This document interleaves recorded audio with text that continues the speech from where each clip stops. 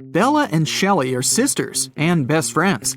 One weekend, their parents went on vacation. Before leaving, they strictly forbade Bella and Shelley to have parties in the house. But the sisters didn't listen and invited all their friends as soon as their parents left. After the party, the entire house was a mess. So, Bella and Shelley hired a cleaning lady to get rid of any evidence of the party.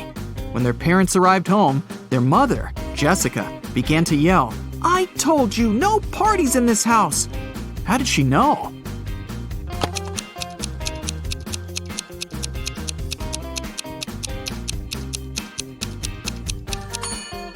The house is too clean.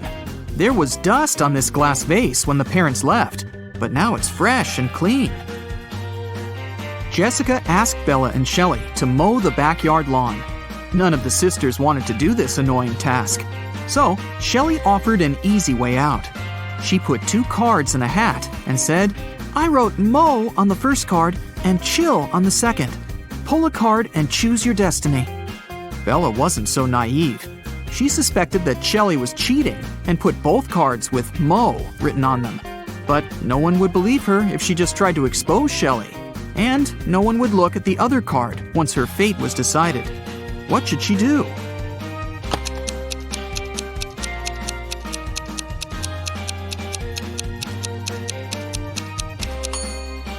When asked to draw a card, Bella should pick any and destroy the paper without looking at it.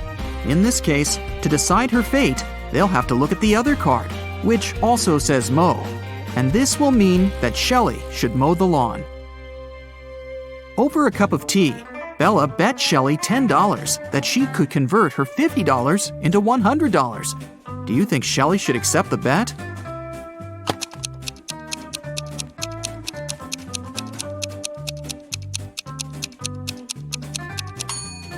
There's no logical reason behind accepting it.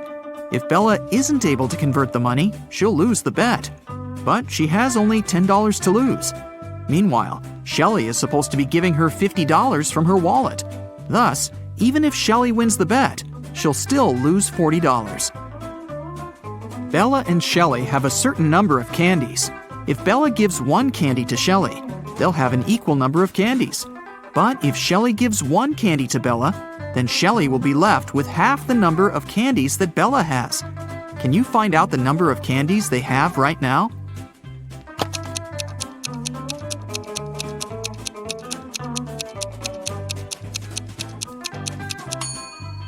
Let's use some math to figure it out. Right now, Shelley has X candies and Bella has Z candies. Now we can sum it up in these equations. X plus 1 equals Z minus 1. Therefore, Z minus X equals 2. Also, X minus 1 equals Z plus 1 divided by 2. Now we know that 2X minus Z equals 3. So, if we equate these two conclusions, we'll get the following. X plus 2 equals 2X minus 3. Now we know that X equals 5 and Z equals 7. Therefore, Shelley has 5 candies and Bella has 7 candies. Shelley was doing laundry and found out that her favorite t-shirt got torn. Can you count the exact number of holes in her t-shirt?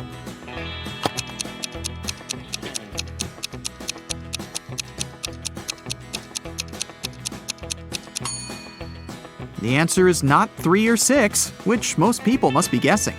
The correct number of holes is 10. 1 hole for the neck, 2 holes for the arms, 1 hole for the torso, 3 holes in the front, and 3 holes in the back. Bella went to the basement to find her old books. Suddenly, the bulb burned out. Bella took the new bulb to replace it, but the wires are very tangled. Can you find the correct switch that will turn on the bulb?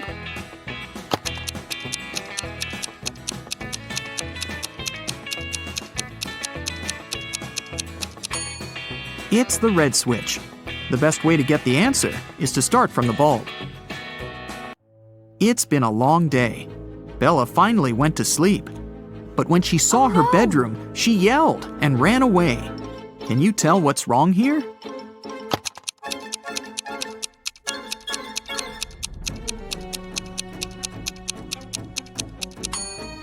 Did you notice this zombie? Bella ran to the living room and shut the door. Is she safe here?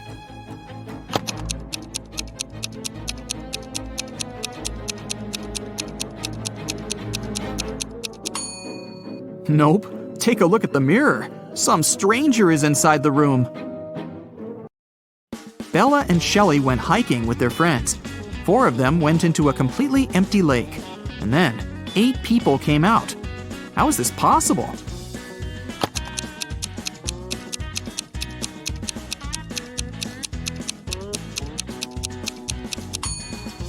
Four people were sitting on the shoulders of the other 4 when they were getting inside the lake. The guys made a stop to have a picnic. They began to play football. During their play, Bella's boyfriend, Rob, busted his lips and ears and broke a couple of ribs and thighs.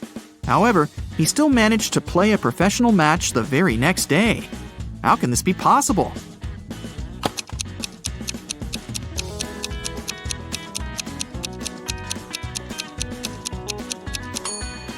Rob knocked on his food plate accidentally while playing. He had pig lips, ears, and ribs, along with chicken thighs.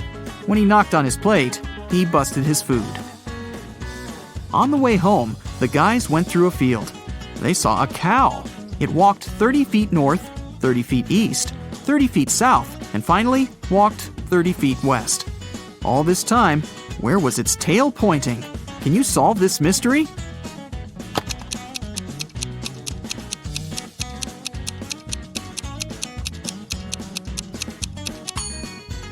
Downwards, of course.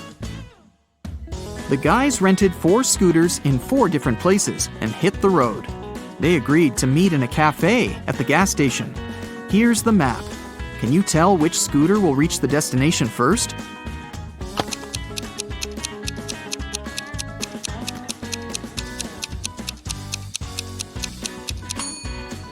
The third one. Bella and Shelley were trying to get the perfect gift for their father's birthday. Finally, they found this beautiful vintage watch, but they couldn't afford it. The seller offered them a deal. "Solve my riddle, and I'll make a 90% discount." The sisters agreed. The seller took out a $50 bill and asked, "What's the easiest way to double my money?" Can you help them solve this mystery?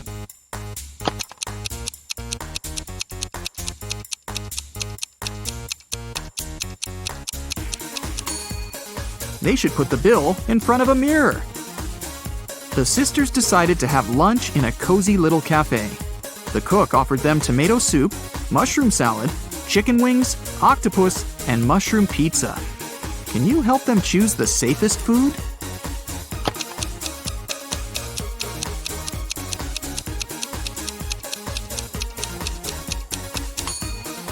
There are mirror shards in these chicken wings. Probably not the healthiest option. I'm pretty sure those mushrooms are poisonous too. This octopus is still alive, and this soup must be several weeks old. So, Bella and Shelley should choose the mushroom pizza. After lunch, the local barista offered the sisters free coffee if they managed to solve his tricky riddle. Here's the task. Name a 10-letter word in English that can be typed using only the top rows of your computer keyboard. Can you help the ladies get their free coffee?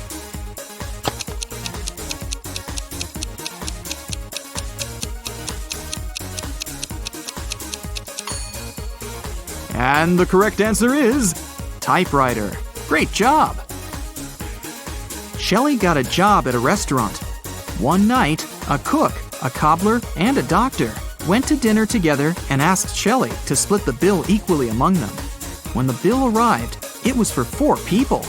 How can this be possible?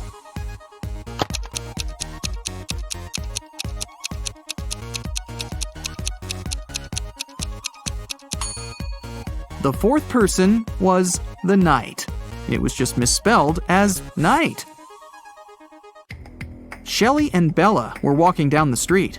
Suddenly, they saw this creepy shadow.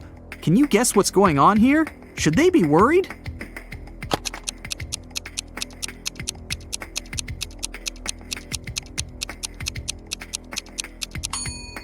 Nope. It's Halloween. The guy is just walking around and scaring people in his witch costume. See, he's wearing sneakers. Shelley and Bella saw this mysterious magic shop sign and decided to go get some tarot readings. As soon as they entered the shop, a wicked witch locked the door and said, "I will make your biggest dreams come true if you crack my code. But if you fail, you'll stay here forever." Then she gave them the following clues. A. 981. One number is perfectly placed. B. 924. Everything is incorrect. C. 093. Two numbers are part of the code, but are in the wrong places. D. 147. One number is part of the code, but is in the wrong place. E. 783. One number is part of the code, but is in the wrong place. Can you help Shelley and Bella?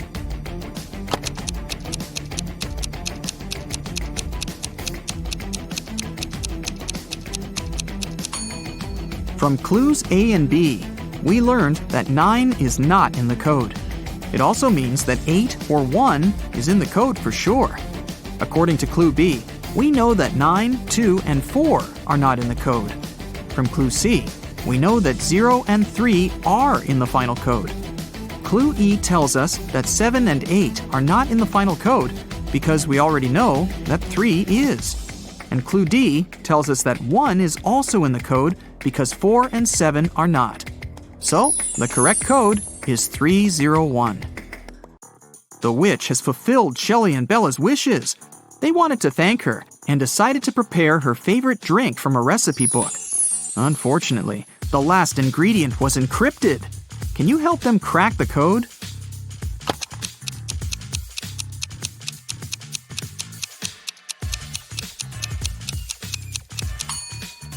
They should add a tear of a triton.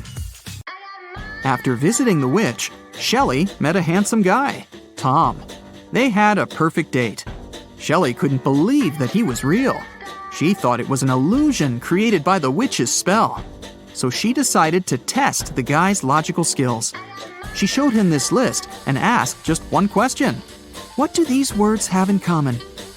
Can you help Tom?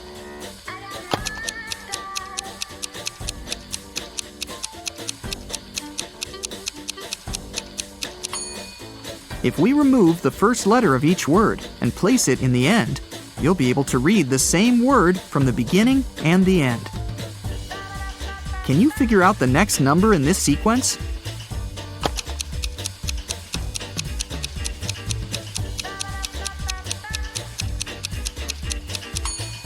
It's 2. To make the puzzle seem harder, all digits are placed apart. In fact, the sequence consists of 2 different sequences. The first one is 2, 3, 4, 5, and so on. And the second sequence is 9, 18, 36, 72, and so on. Now it's obvious that the next digit should be 2. King Victor wants to find a perfect husband for his daughter, Princess Jessica. That's why he offered Arthur, who wants to propose to Jessica, this simple game. He gave the guy 50 gold coins, 50 silver coins, and 2 empty bowls. Then the king said, "Put these 100 coins into these 2 bowls. You can divide them any way you like, as long as you use all the coins. Then I will blindfold you and move the bowls around. After that, you can choose one bowl and pull 1 coin out of it. If the coin is gold, you will marry my daughter.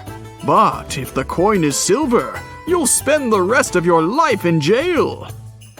Can you help Arthur raise his chances to marry Jessica?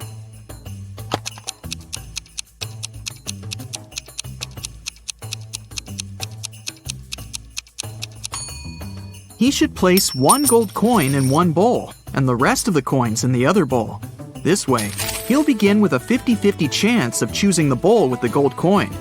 But even if he chooses the other bowl, he'll still have almost a 50-50 chance of picking one of the 49 gold coins. So this strategy will give him a 2 and 3 chance of getting engaged with Jessica. Josh is at his first job interview. The interviewer, Nancy, decided to check his logical thinking and offered him this task. You have a large tank of water and 3 buckets with a capacity of 4, 8, and 10 gallons respectively. You have to measure 3 gallons of water precisely using these buckets. How will you do it? Can you help Josh pass this test?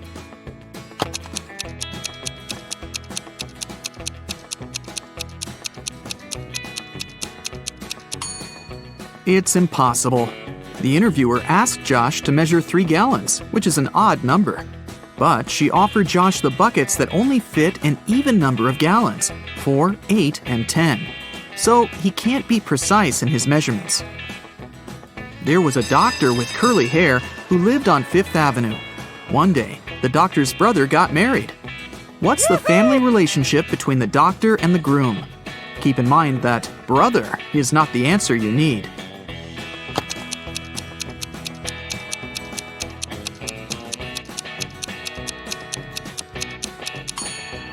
The doctor with curly hair is the sister of the man who got married. Jim met this pretty woman in his favorite park. After having a pleasant conversation with her, he asked, "What's your name?" She told him that her name was hidden on the license plate of her car. Here it is, WV733N. Can you figure out the woman's name?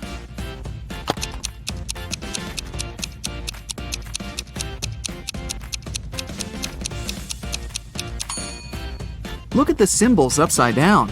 The lady's name is Neelam. A kind-looking elderly woman came up to Mia in a restaurant. The woman said, "You look exactly like my younger daughter. We argued and haven't been speaking for many years. Could you do me a favor and say, 'Goodbye, Mother,' with a smile on your face when I leave?" Mia felt very sorry for the poor woman and agreed. So she said, "Goodbye, Mother," when the old woman left. Soon after that, Mia got the biggest shock of her life. Can you guess what happened?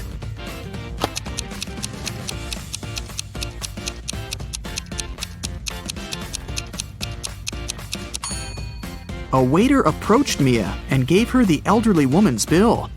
The woman had assured the waiter that her daughter would pay for her meal. Oh no! Nancy took Josh to the office kitchen. Can you see anything weird on the table?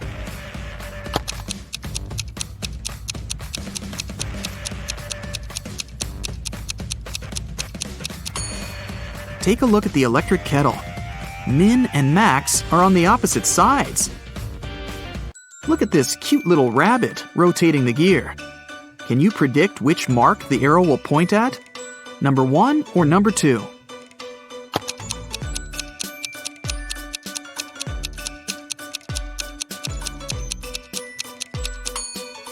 The second. The gears in direct contact will always rotate in opposite directions. There are 40 elephants, and they have 44 heads. How can this be possible?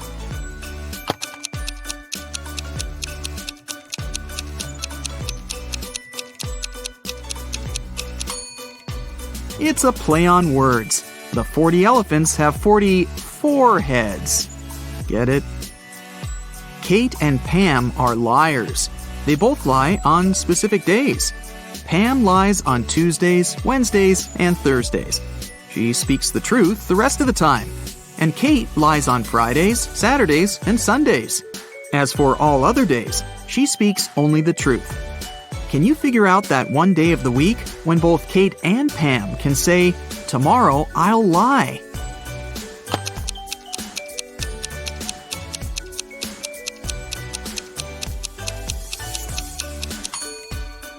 It's Thursday. Let's suppose that any girl is telling the truth when she says, "Tomorrow I'll lie." She will have to keep her promise and lie the next day. But if her statement was false, then she'd have to speak the truth the next day. Anyway, in each case, the girls will have to change their behavior the next day. Now, it's pretty clear that Kate can only say that on Thursday or Sunday, and Pam can say that on Monday or Thursday. So, the only day which fits the conditions of the riddle is Thursday. I'm huge on Sunday and Saturday. I'm small from Tuesday to Thursday. I don't exist on Monday and Friday. What am I?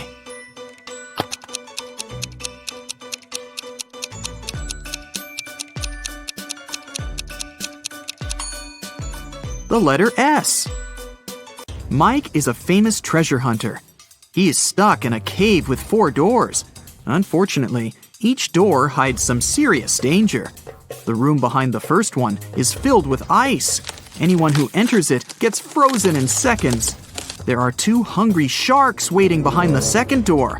The third door opens to a room filled with the world's most poisonous gas. And the fourth door leads to a room filled with giant magnifying lenses that increase the heat from the sun. Anyone and anything that enters gets burned in no time. Can you help Mike escape?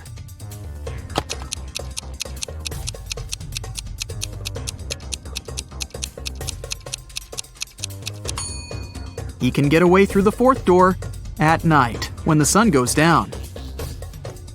Bobby needs to crack a secret code using the following clues. One of the numbers is correct and is placed in the right place. Nothing is correct. 2 numbers are correct, but not in the needed position. 1 number is what we need, but it's not in the correct position. 1 number is okay, but not put in its right place. Have you figured it out?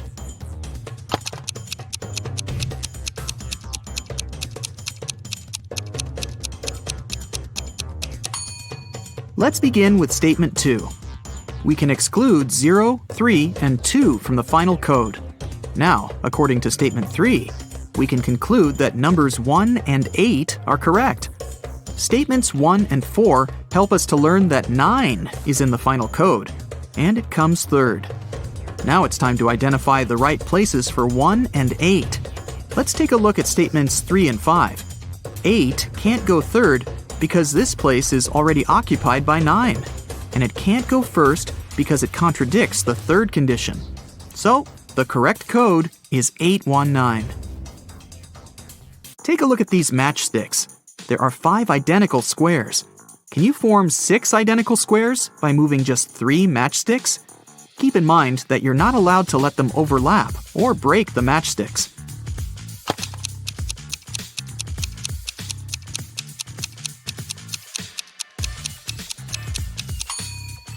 Here's the way.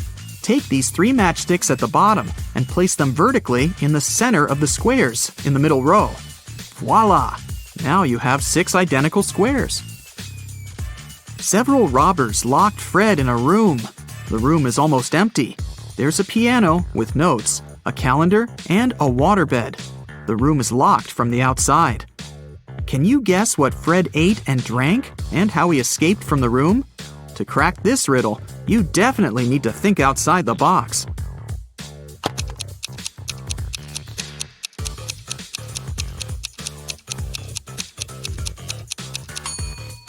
Fred ate the dates on the calendar, got water from the waterbed, and used a piano key to escape. Fiona can eat 27 chocolates in an hour. Alex can eat 2 chocolates in 10 minutes. And Kitty can eat 7 chocolates in 20 minutes. How long will it take them all to eat a large box of 120 chocolates?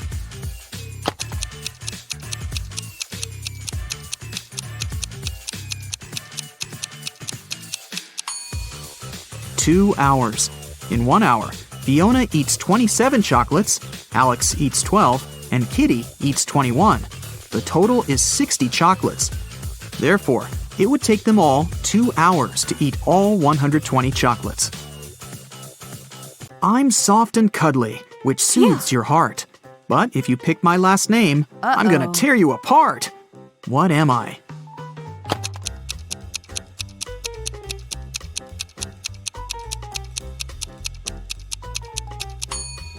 I'm a teddy bear. There are 2 sand hourglasses. The small one can measure 5 hours, and the large one can measure 7 hours. How can we measure 16 hours with the help of 2 hourglasses running together?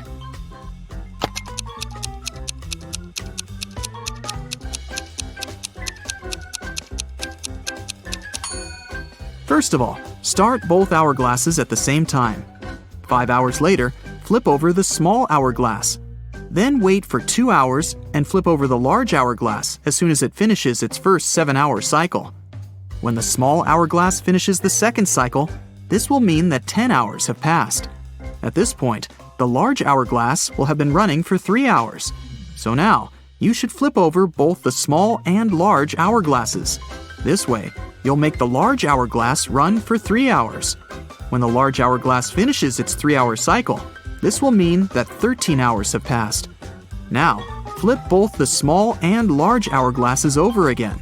When the small hourglass runs out of sand, it will mark another 3 hours. You've just measured 16 hours, and the mission is accomplished. Can you guess which color should be added to the top of this tree?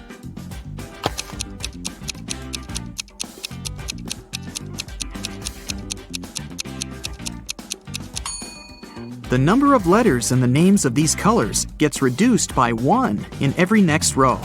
Scarlet is made up of 7 letters. Orange and yellow have 6 letters. Green, brown, and black contain 5 letters. Gray and blue have just 4. So, the missing color should be made up of 3 letters. For example, red. Amy entered her favorite fast food place to get some fries. She saw these 4 people inside. Can you tell who's not poor?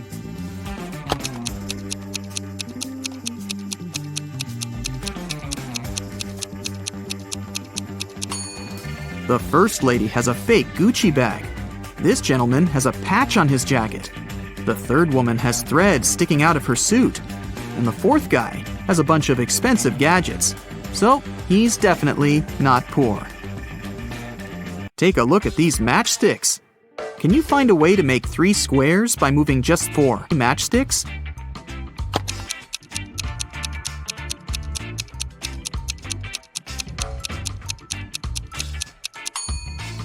Here's the right way. The accountant says, "The attorney is my brother." But the attorney claims he doesn't have a brother. Who's lying?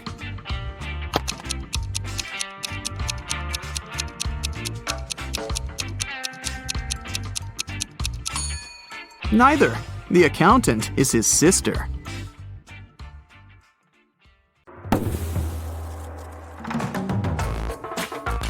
During a visit to an antique store, Rachel found a peculiar piece of gold. It turned out that the man who brought it to the shop mentioned it had once belonged to a pirate named Captain Benedict Jameson. He said he had hidden the rest of his treasures on an island. The map was hidden inside a cave that was located on a beach on the same island, but no one has managed to find the treasure yet. Rachel was intrigued, so she called her friend Jeremy and convinced him to set sail there to search for this treasure.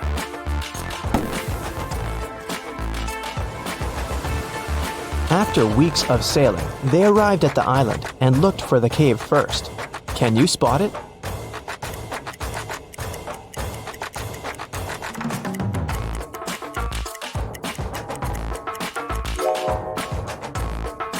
Here it is.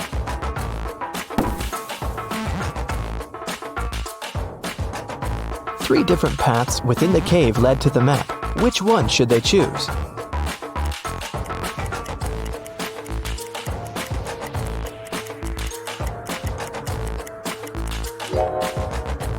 Notice the blinking eyes of a wild animal waiting for its prey in the shadows of the second path? There is a rather large spider web blocking the third path. That must only mean there's a large spider that made it. So, the safest option is the first path.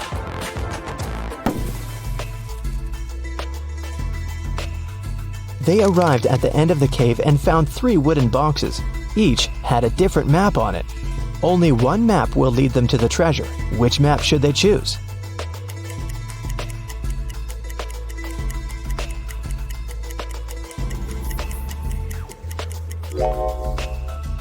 The area that the first map shows is surrounded by trees. The second map shows an area surrounded by the ocean. The area on the third map is surrounded by mountains. So, since they're on an island, they should choose the second map. On the back of the treasure map, they found a message written by Captain Benedict himself. Congratulations, traveler. You've picked the correct map. Now you're a step closer to finding the rest of my wealth. But I warn you, the journey ahead won't be simple. You'll have to solve every riddle that I have for you. And only then will you be able to find my treasure. According to the map, they had to enter the forest. Captain Benedict left another riddle on the map about it. My friend will accompany you from here on, but first, you have to find the tree that it lives on. Look for a fruitful palm tree. If you try to bite the fruit I'm talking about, you'll break your teeth. I guarantee. Take a look around. Which tree do you think that the captain is talking about?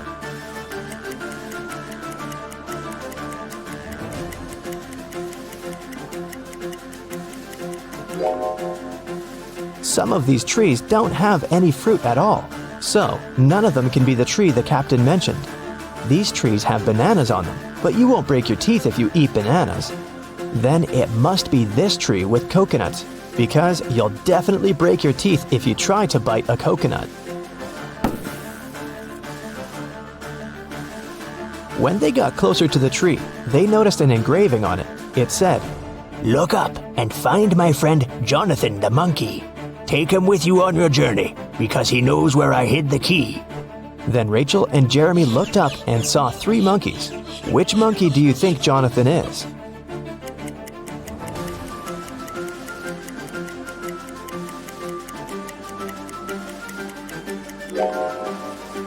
Notice that the 3rd monkey is holding the same piece of gold as the one Rachel found at the antique store. This guy must have access to the treasure, so he must be Jonathan.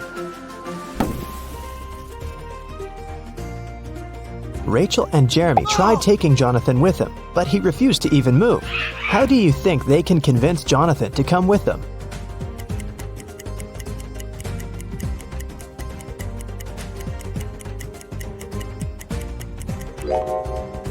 Luckily, there's banana trees around, so they should just give him a banana to gain his trust. Jeremy wanted to climb one of the banana trees to pick a banana, but they were all very tall, and it seemed impossible to climb any of them. However, Rachel suddenly burst with excitement after seeing something that would help Jeremy. What did Rachel see?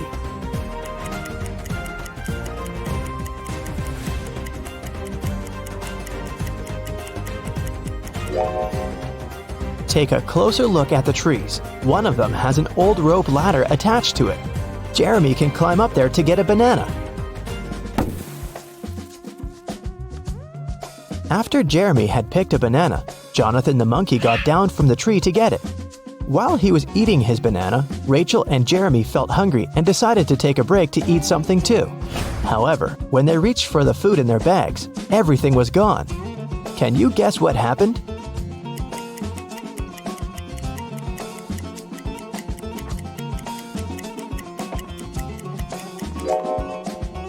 Did you notice something strange as Jeremy was climbing the tree? Let's rewind a bit to show you what happened. The monkeys were stealing all the food from Jeremy and Rachel's bags. Rachel and Jeremy had nothing else to eat other than the bananas off of the trees. But when Jeremy tried to climb up the rope ladder again, the rope broke. Now that they wouldn't be able to pick any bananas, they had to find something else to eat. They walked around and came across a waterfall. Rachel suggested that they catch some fish. Jeremy then caught 3 different fish, but only one of them was safe to eat. Can you tell which one?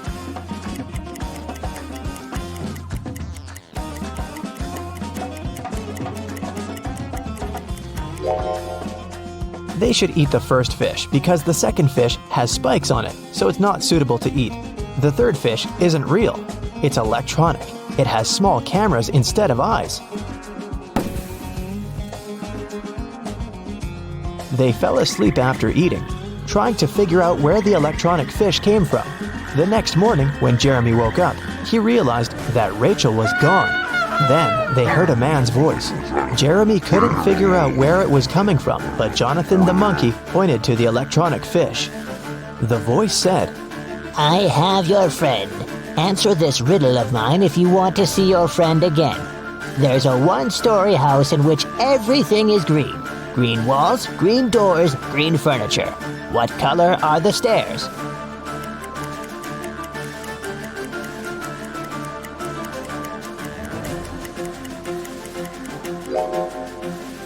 Since it's only a 1-story house, there aren't any stairs in it.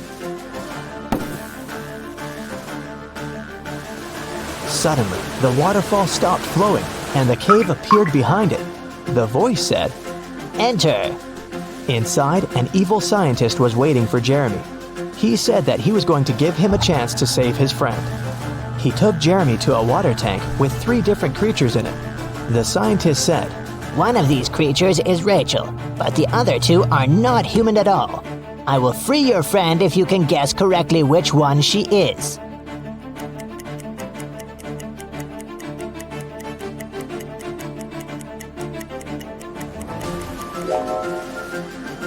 Take a closer look at the second creature. There are definitely human legs covered with seaweed. That must be Rachel. The evil scientist set Rachel free, but didn't let them leave the cave just yet. He showed them 3 gates. If they choose the right one, they'll be free to go. Behind the first gate, hundreds of poisonous snakes are waiting. Behind the second gate, there is a vicious vampire. Behind the third gate, there is a pack of hungry wolves. Which door should they choose?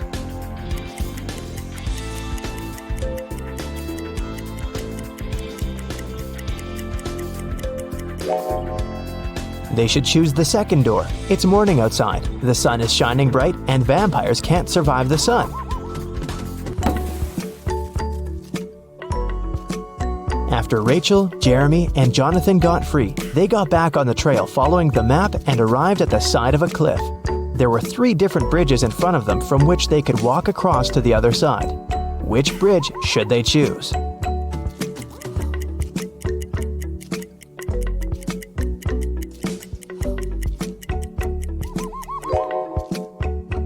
The wooden bridge looks very old. It won't be able to hold their weight.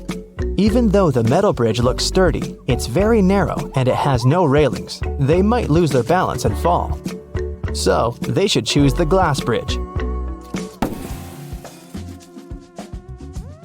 As they continued their journey, they walked into a swamp without noticing, and they got stuck in it. There were 3 ropes hanging from a tree, with which they could pull themselves out. Which rope should they choose?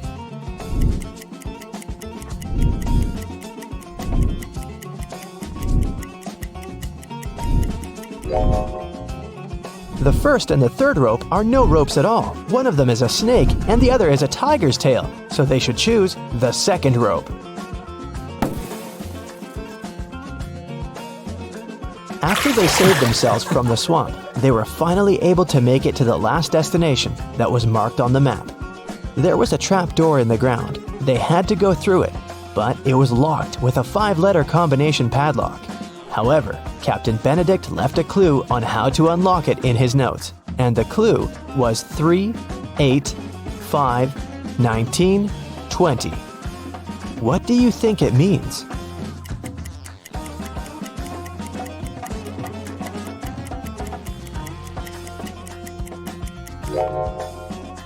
Each number represents its respective letter in the alphabet.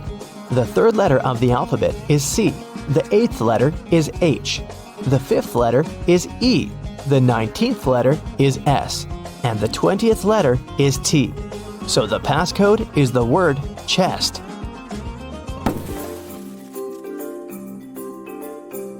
Once they opened the door, they saw a staircase leading to an underground room. When they entered it, they found 3 different chests. Only one of them holds the treasure. Which one is it?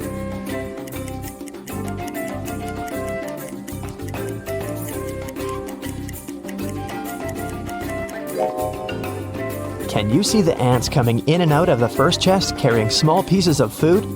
And a sticky, slime-like substance is oozing from the 3rd chest. It must be filled with whatever that is. But there is a golden reflection coming from the 2nd chest. That can only mean the gold is in there.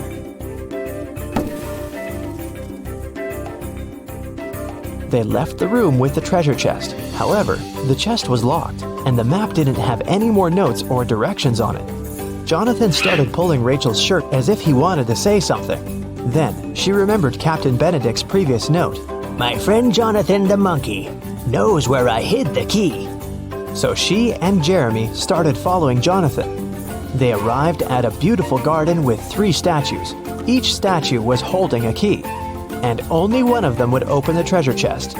Which one should they choose?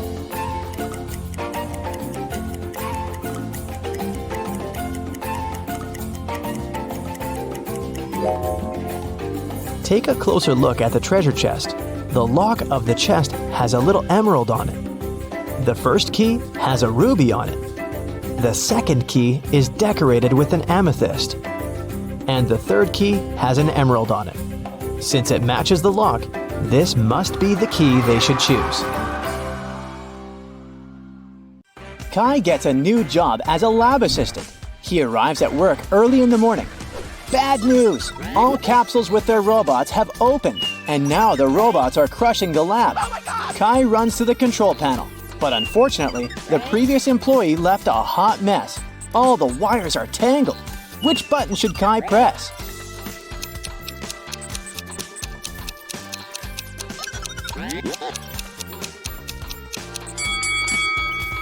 Only the blue button can be helpful because it will stop all the robots. Kai's wife, Stella, runs an art studio. She has 3 talented painters in her class. Hello. Tom, Sam, and Mia. Today, Stella learns good news. One of her students' paintings won an international competition. Yes! But instead of announcing the winner's name right away, Stella draws this sketch. Can you guess the winner?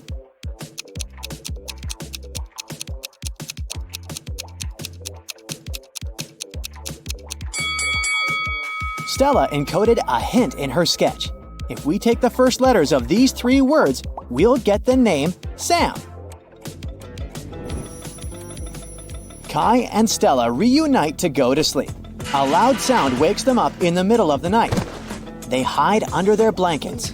After a while, they dare to look out and see a werewolf. Kai soon realizes that the monster isn't real. How did he know?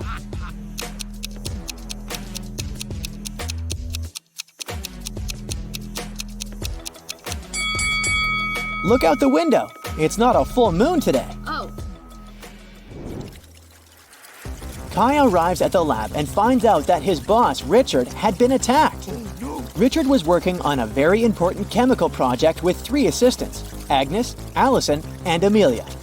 Police officers examine the crime scene and discover a spoon in the hand of the unconscious scientist. Why would Richard hold a silver spoon? Soon, Kai cracks this hint, and the officers arrest the criminal. How did they know?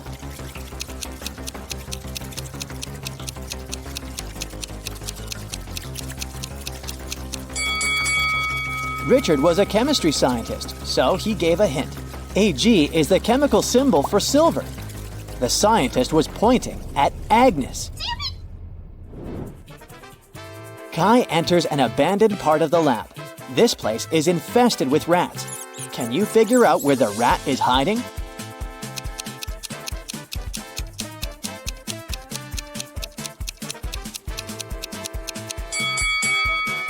Over here.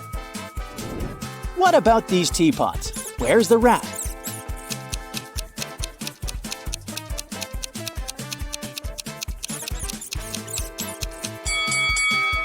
Hello. Kai returns to his office and notices that someone robbed him. What 3 things did the thief steal?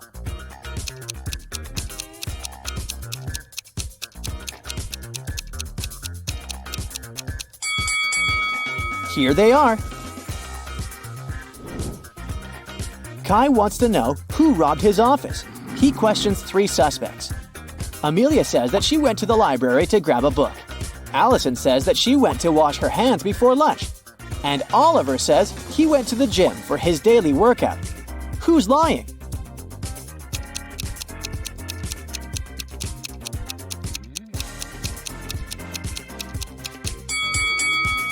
Allison couldn't wash her hands. Take a look at the announcement. There's no water in the lab today. After work, Kai takes a walk in the park.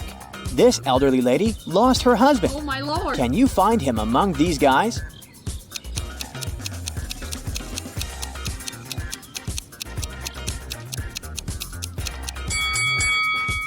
It's the third man. They have identical stickers from Paris on their bags, so they probably traveled together. Kai enters a new candy store. It has just opened in his neighborhood. Unfortunately, someone robbed this place last night. The police are having a hard time because security cameras haven't been installed yet. They find 3 main suspects living in this area. All 3 have recently been released from prison. Alex just got free.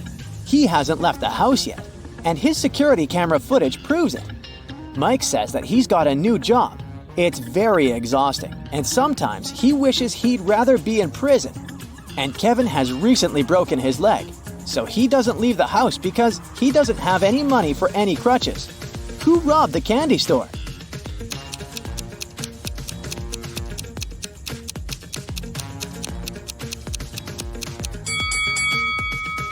Alex! He's all covered in soot. Take a look at his fireplace. He climbed out through it. On the weekend, Kai comes to a big family dinner at his relative's house. He takes a lot of pictures. One of these photos shows a mother and daughter, and the other photo shows a stepmother and stepdaughter. Can you guess who is who?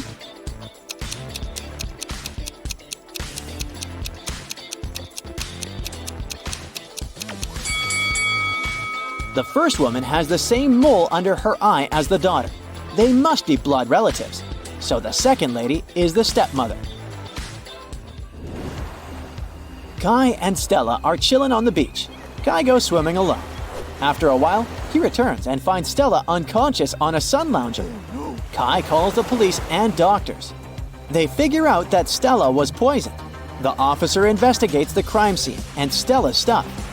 Can you help him find anything suspicious?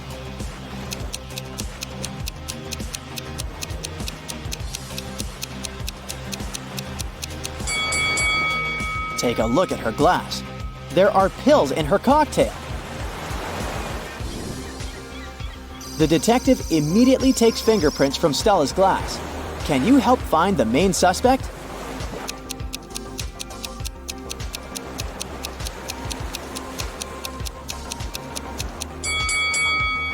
Why did the photographer touch her glass?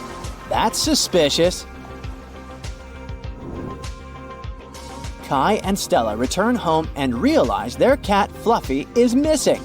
They question 3 neighbors. Vivian says that she didn't see any cats and she's allergic to all the animals. That's why she stays away from them. Helen says that she has no reason to steal their cat because she has her own. Donna says that she was painting her fence and saw Fluffy for a moment, but the cat ran away very quickly. Can you figure out who's lying?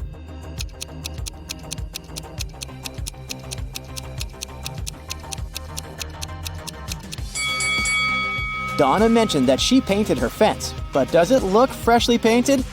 Busted! Kai is meeting his brother Frank. One of these ladies is Frank's girlfriend. Can you guess who?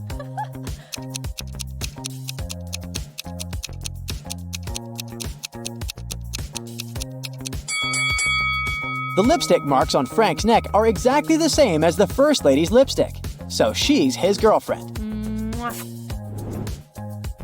The next morning, Kai arrives at the lab. Wow! Someone left a weird gift box on his desk. Kai opens it and finds a cute teddy bear. The box isn't signed. Kai wants to know who did it, so he questions his coworkers. Amelia says that she didn't enter Kai's office today. Oliver says that he's afraid of soft toys. And the janitor says that he entered Kai's room in the morning to vacuum clean it. He didn't see any gift boxes. Who's lying?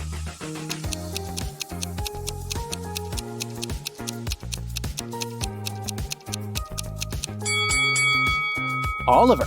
Take a look at his own desk. There's a couple of soft toys there, so his story is fake. Kai goes shopping and buys 2 items. A hat and a scarf cost $110. The hat is $100 more expensive than the scarf. How much does the scarf cost?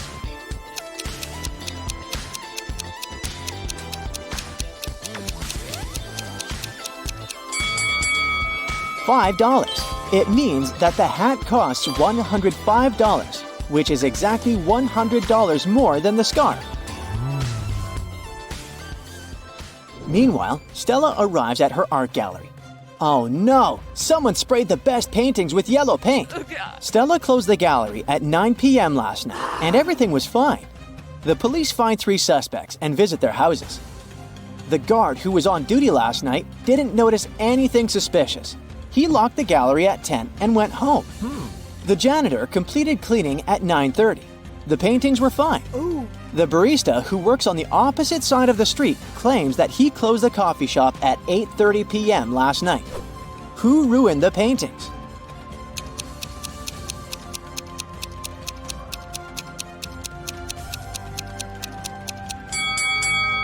Take a closer look at the guard's trash bin. He threw away a pair of gloves stained with yellow paint. Busted!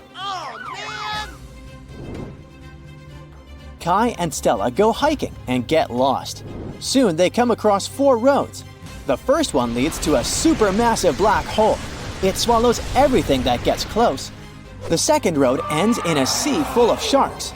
The third road leads to a mountain that's impossible to climb over. And the fourth road ends in a bottomless abyss. Which road should the guy take?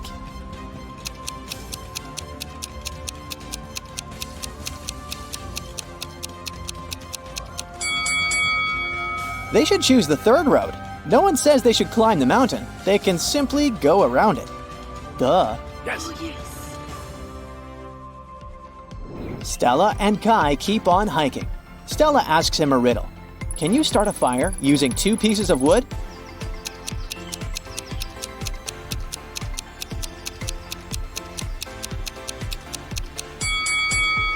Yes, make sure one of them is a matchstick. The next day, Stella and Kai are driving through the city in 2 separate cars. They both started their journey at the same time. Kai's green car is moving at a speed of 30 miles per hour. Meanwhile, Stella's yellow car is moving at the speed of 50 miles per hour.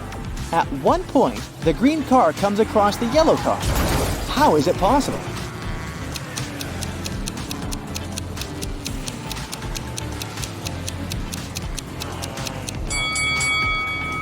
The cars are traveling in the opposite direction.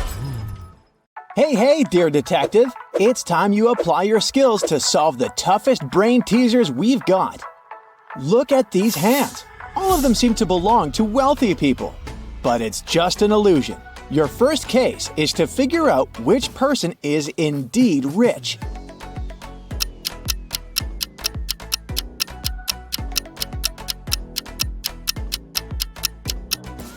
Have you noticed the brand names on the accessories on the left and the right hands are misspelled? These luxury items must be fake.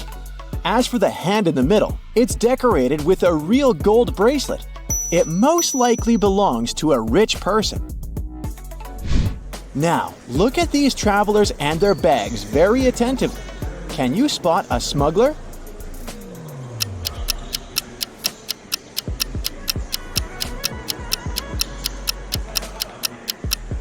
Why would a blind person need a flashlight in his luggage? That's suspicious. He must be the criminal we're looking for. Which of these people is poor?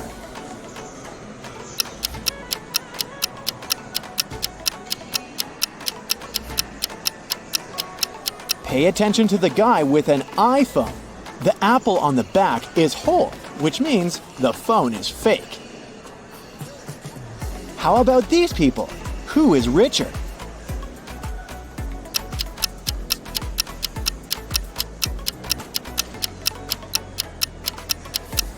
The man on the left looks like a rich businessman, but he might be pretending.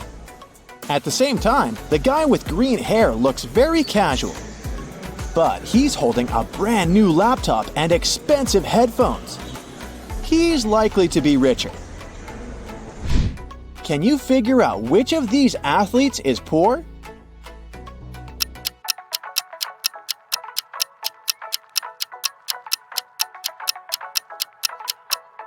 It must be the blonde guy who's wearing a fake Adidas shirt.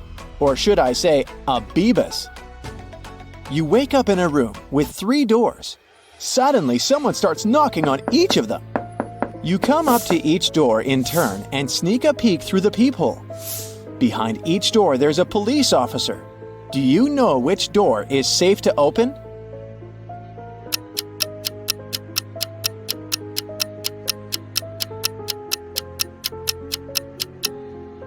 You can open the third door without any worries. The first man doesn't show his badge and has a knife tucked under his belt. The second man has weird stars on his uniform. As for the third police officer, he is the only one with identical stars on his hat and badge without any hidden weapon. He's your safest option. These people look homeless, but one of them isn't poor. Who is it?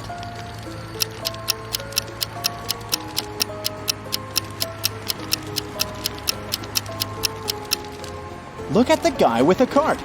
He's got car keys. Now this task is tough. Which of these ladies doesn't have a lot of money? Think twice before answering.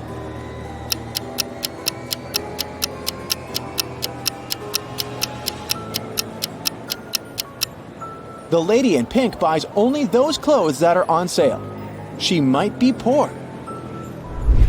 Doris was having a beach vacation with her friend Teresa. One morning, the young women were sunbathing near the water.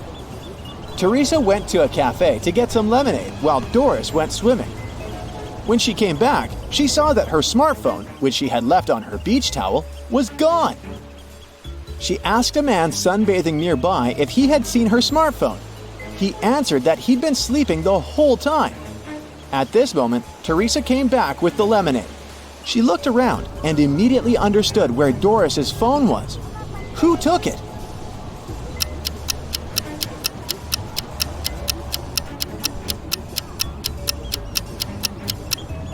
It was the neighbor. Before the accident, the spade was lying on his left.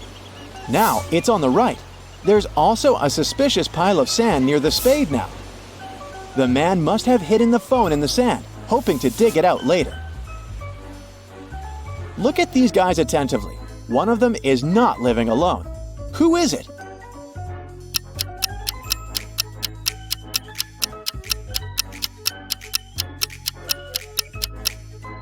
The man on the right. He's got 2 toothbrushes. Joe had a friend, Randy, who never answered questions directly. Once, Joe sent Randy a message inviting him to join their common friends in a cafe. Randy's answer was kinda weird. Sorry, no money. Job and job. Luckily, Joe knew his friend well enough to understand what he meant. But can you figure it out?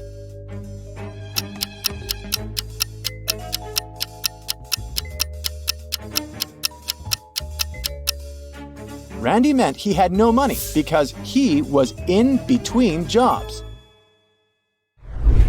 Terry invited his friend Alice, who was studying to become a police officer, to a party. It was organized by his friend Sean. Terry was worried that there could be a thief at this party. Throughout the event, Alice was watching the guests attentively. At the end of the party, she told Terry who the thief was. Have you figured it out?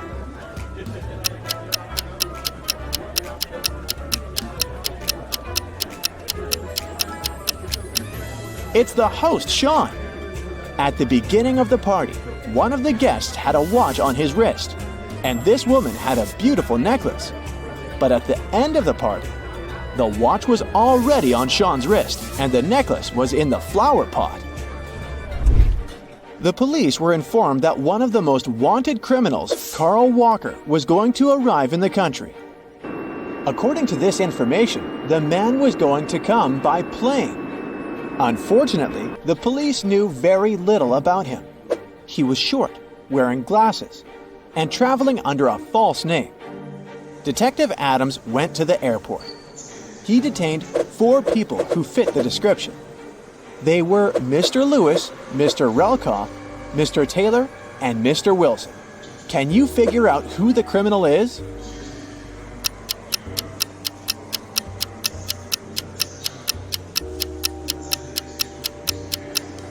It's Mr. Relkoff. His last name is actually the criminal's last name, Walker, but with its letters mixed. Austin, a rich businessman, brought very important documents to his office, but he had a meeting and needed to leave for several hours.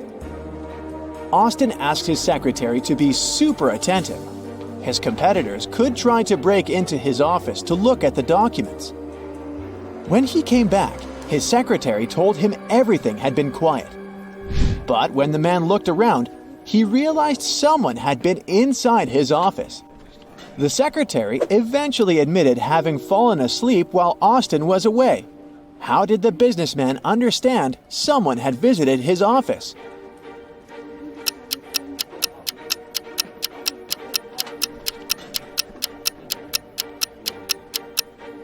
The globe on his desk is now turned in the opposite direction. You're trapped in a room with no doors or windows. All of a sudden, the room starts filling with water. You check everywhere but can't find any way to turn it off. You know that help is on the way, but it's still at least 5 minutes until their arrival. You only have 2 minutes. After that, the entire room will be flooded. Obviously, you can't hold your breath for 3 minutes. You've got 3 objects, but only one of them can save your life.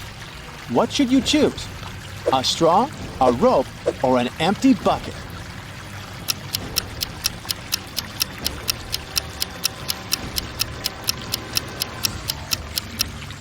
You should opt for the bucket.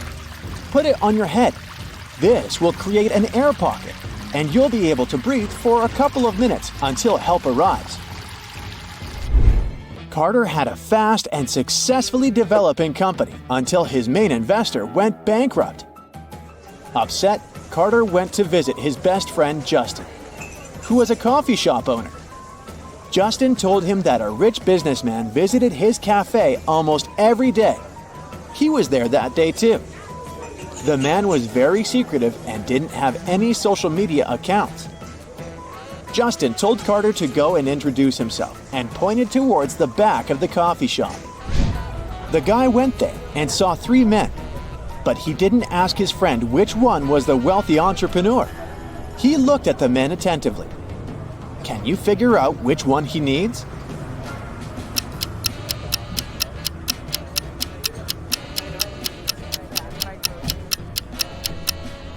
It isn't the guy in the middle. He has a dollar store bag. The one on the right could be rich, but he's recording an Instagram story. And the businessman isn't active on any social media. This means the man Carter needs is on the left. 3 friends agreed to hang out together on a Friday night. One of them, Brian, was tasked with bringing pizza. But the guy was running extremely late. His friends were starving. Strangely, Brian wasn't picking up their calls. But in an hour or so, he sent them a selfie. In the photo, he was standing next to his car. In the following message, he wrote he had run out of gas. He was at a gas station filling up his car. But his friends didn't believe Brian's excuses. Why?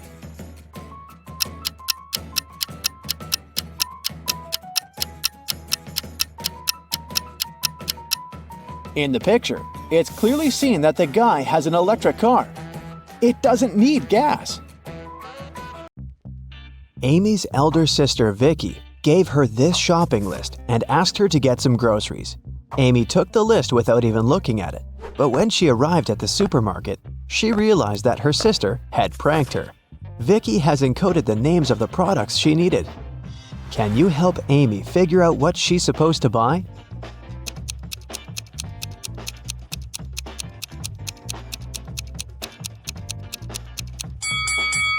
Here's the first product. It's blueberry. What about this one?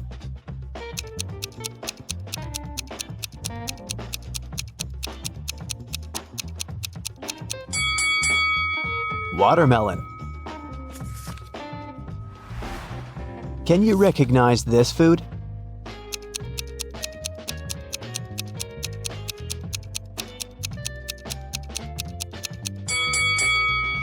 That's right, it's kiwi. Here's the next rebus. Can you crack this code?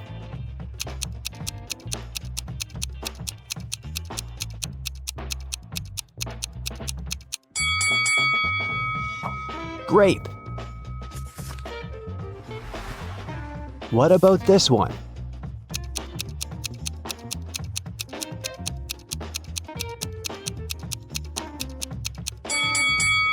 Pineapple. Great job! Next riddle. Any ideas?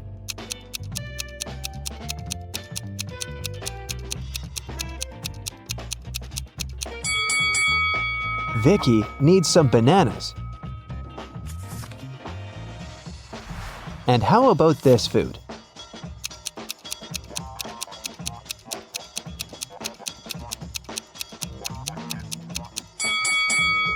That's right. Amy should buy some oranges. And here's the final product. Can you figure out what it is?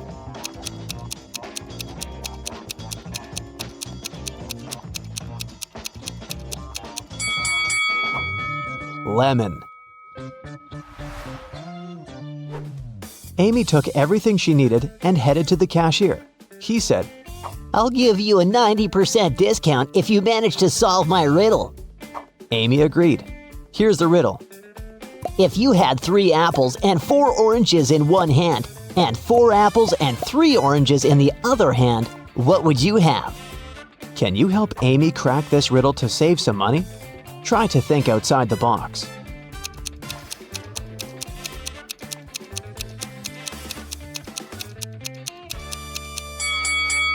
Obviously, you must have very large hands to hold all this.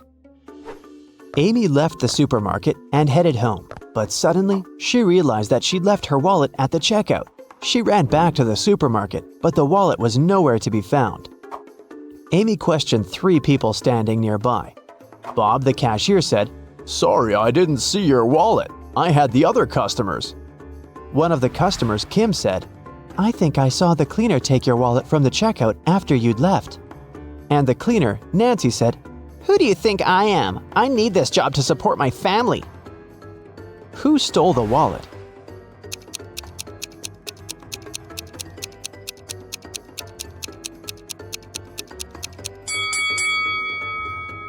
It was Kim. She's holding her own wallet in her hand.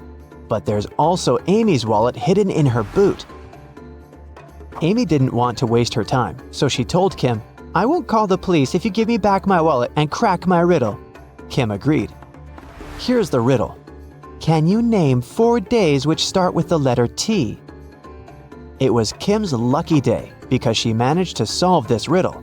What was her reply?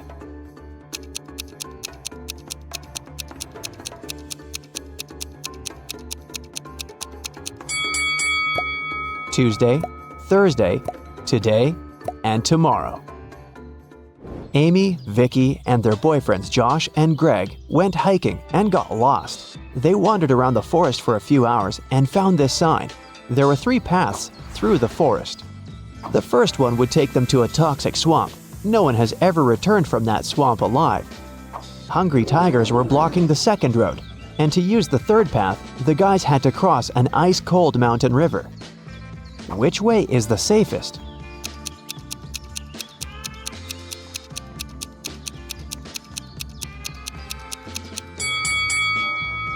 The third one. See this sign?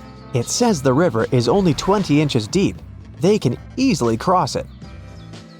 It got dark very fast. While the friends were still trying to find a way to cross the river, their phones had run out of battery, and they only had 1 torch. The river is too risky to cross without any lighting. If all 4 people started crossing the river at the same time, the torchlight wouldn't be enough. Plus, each person would be crossing the river at a different speed. Amy would need only 1 minute. Vicky would do it in 2 minutes. Josh would need 7 minutes, and Greg, 10 minutes. What's the shortest time needed for all friends to cross the river?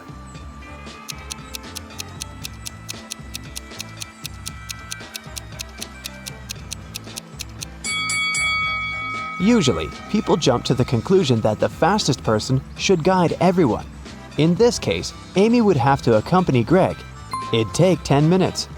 Then she would need 1 minute to come back. She'd guide Josh across the river. It'd take 7 minutes. Then Amy would spend 1 minute to return for Vicky and make the final 2-minute walk across the river.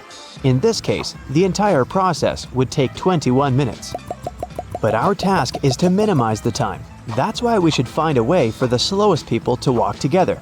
So here's the correct order. Amy and Vicky cross the river, which takes them 2 minutes. Then Vicky comes back. That's another 2 minutes. Greg and Josh take the torch from Vicky and go across the river. It takes them 10 minutes. Then Amy comes back with the torch, takes Vicky, and they cross the river together. That's 3 minutes. In this case, the total time will be 17 minutes. After crossing the river, the guys meet a woodsman. He promises to guide them out of the forest if they solved his riddle. What do an island and the letter T have in common? After the friends answered, the woodsman explained to them how to find the bus stop and disappeared. What did they say?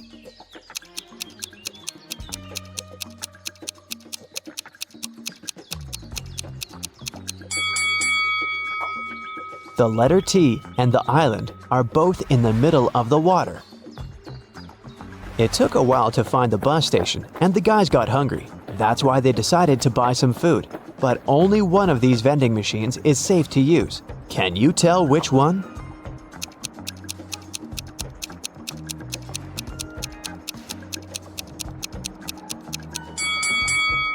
Someone scribbled cash eater on this vending machine, so it's probably not working. Cockroaches are crawling all over the food inside this machine. The guys should use the second vending machine. When the bus arrived, the guys realized that they didn't have enough cash to buy the tickets, but the driver was very generous. He said, I'm gonna give you a free ride if you crack my riddle. It's very simple. Why is 6 afraid of 7? Amy solved this riddle right away. What about you?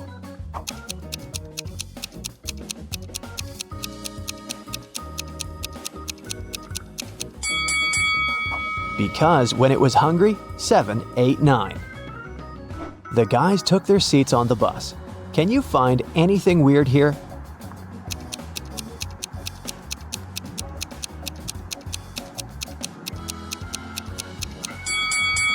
This elderly lady is transparent. She's a ghost. When Amy and Vicky returned home, they discovered that someone had robbed their house.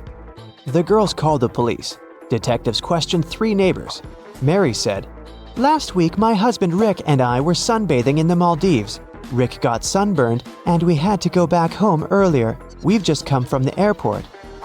Love said, "I think I saw a suspicious guy in a hoodie near your house a few hours ago." Joanna said, "My boyfriend and I celebrated our anniversary in a restaurant. We've just returned home." Who's lying?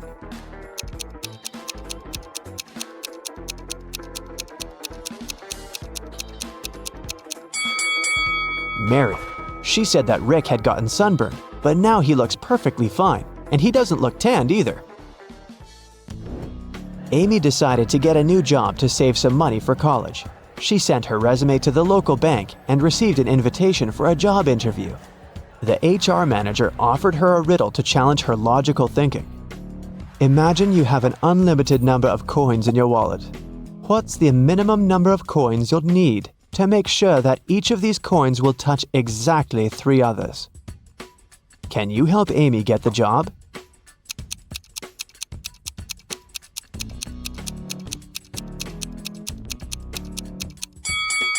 The correct answer is 4. She should place 3 coins flat on the table so that they form a triangle and their edges touch each other. And then she can put the 4th coin in the middle on top of the rest. Amy got the job in the bank. After her first day at work was over, she went home. But on her way home, she realized she'd forgotten her phone in the bank. So she went back and took her phone. Suddenly, the girl heard some weird noise coming from the bank vault. She went there and saw these 3 men inside the room. She noticed that one of them was an imposter right away. What about you? Can you spot him?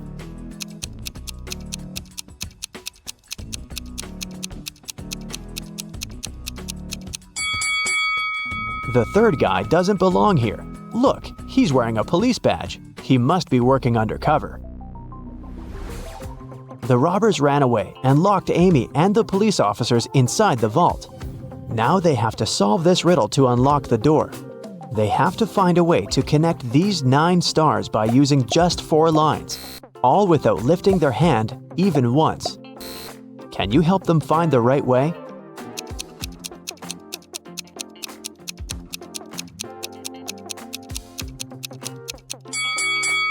such a task requires creativity, and this shape meets all requirements. But maybe you came up with something better. Amy bought flowers for her sister's birthday.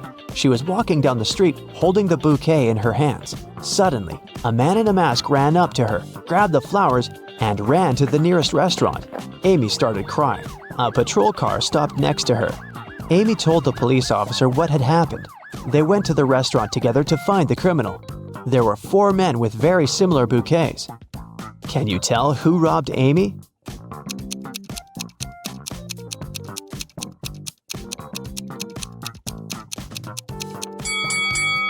This guy. Amy's bouquet was tied with purple ribbon. Vicky organized a birthday party. To avoid uninvited guests, she asked the security guard to set a special password, but her boyfriend Harry, who was most definitely not invited, developed a plan that could help him enter the party. He hid near the door and started to listen attentively. When the first guest arrived, the guard said 12. The guest answered with 6. Then the second guest arrived, and the guard said 6.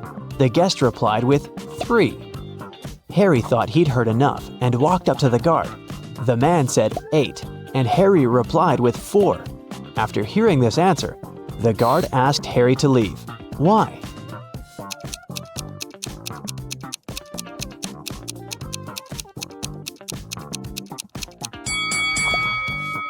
Because the password is not half the number. It's the number of letters in the word. He should have said 5 because the word 8 consists of 5 letters. Can you count the number of squares in this image?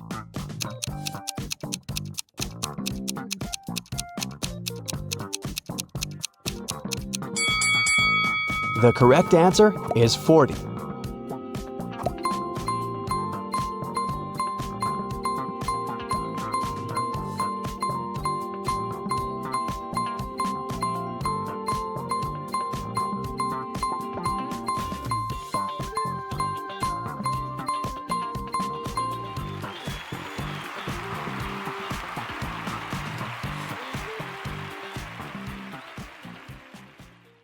Cora gets a new job and moves into a luxury apartment in Manhattan.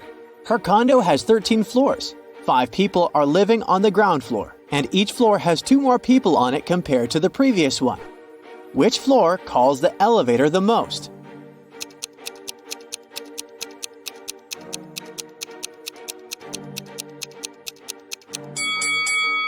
Any person who lives on a floor other than the ground floor would have to call the elevator to reach their respective floors. So, the ground floor should call the elevator way more frequently than the other floors. Oh. Cora meets her neighbor, Mason. He has 4 daughters, Hannah, Elle, Eve, and Anna. What pattern did he use to name them?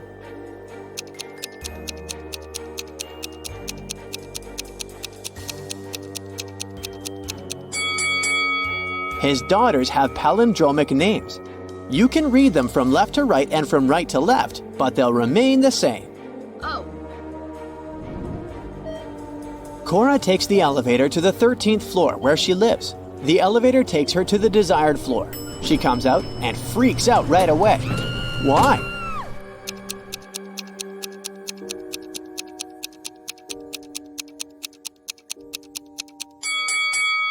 Take a look at the mirror. It didn't reflect the number 13 correctly. Okay. 4 movers show up to help Cora with her boxes, but one of them is an imposter. Hello. Can you guess who?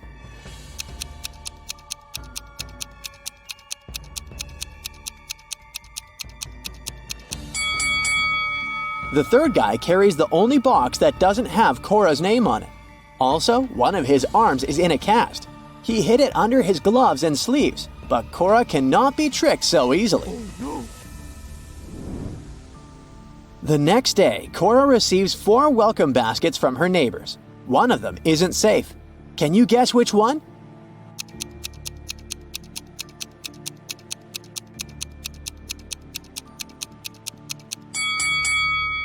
The second basket looks delicious, but take a closer look.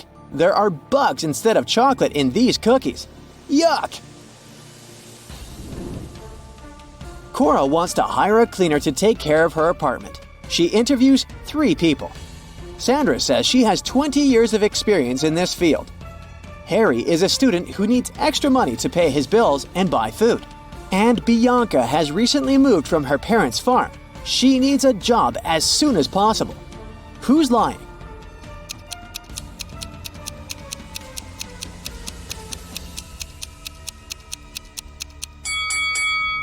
Harry. Take a closer look. He's too transparent to be a real human. Ghosts don't need to pay bills and buy food. Liar. Oh no. There's a swimming pool on the roof of Cora's condo. She goes there and meets 3 neighbors in the shower. One of them is not from this planet. Can you guess who?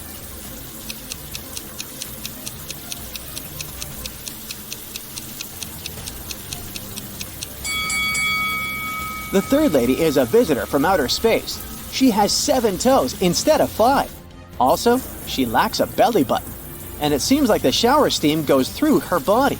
Oh god. Cora comes back home and finds out that someone stole one of her expensive paintings and replaced it with a cheap copy. What? How did she know?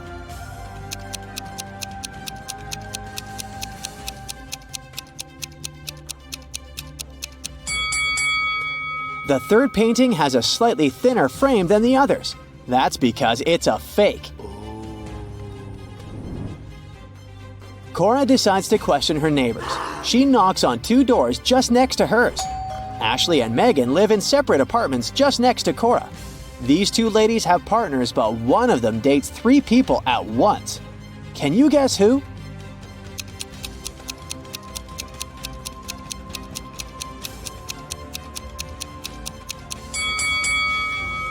Ashley has 3 different cakes in her fridge, so she probably had 3 different guests recently. Cora wants to find the thief who stole her painting, so she calls the police. Officers examine the crime scene and arrest 3 suspects right away. Can you tell who's guilty by just looking at this picture?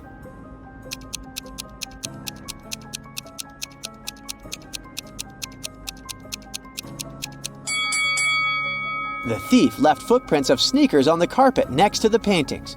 Only the first suspect has the matching shoes and size. Ah. The next morning, Cora goes hiking in the woods, and eventually she gets lost. There are 3 routes that she can take. One has animal footprints, the second one has human footprints, and the third route is along the river. Which path is the most reliable?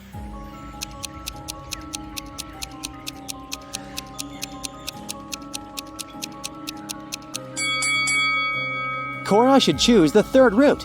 Animals might be dangerous and people are not reliable, but the river will lead her to the city or a bigger body of water with a beach. In the evening, Cora goes to the local concert hall. One of these guys is a real magician. Can you guess who?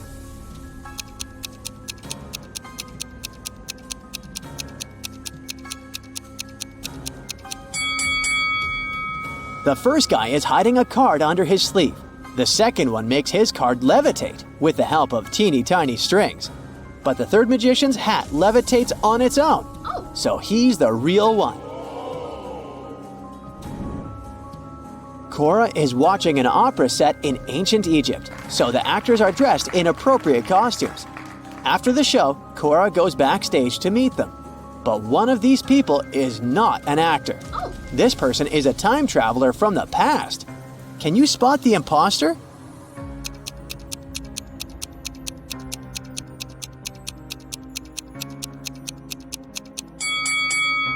All 4 people are dressed in ancient Egyptian costumes, so we should use the method of elimination. The first guy is using a smartphone, so he's probably an actor. The second lady has a modern manicure, so let's exclude her too. The fourth lady has a sports car tattoo on her leg, so she must be from this century as well. Therefore, the third guy is a time traveler. Ah. Cora arrives at the condo after the opera late at night. She enters the empty lobby and suddenly hears weird sounds from the basement. Cora goes there to check and finds herself in a secret, spooky dungeon. She finds a door with a combination lock which requires a 4-letter password. There's a mirror next to the door. Someone wrote the word live on its surface. Cora tries to enter this word, but it doesn't work. Can you help her crack the code?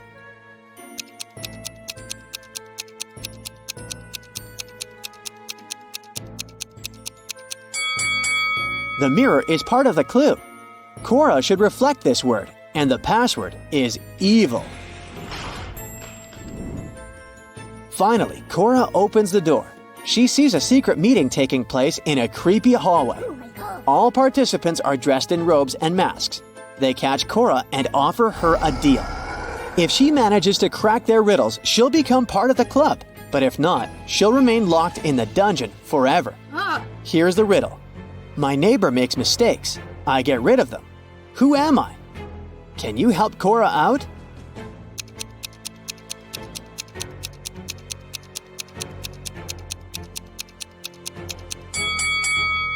I'm an eraser.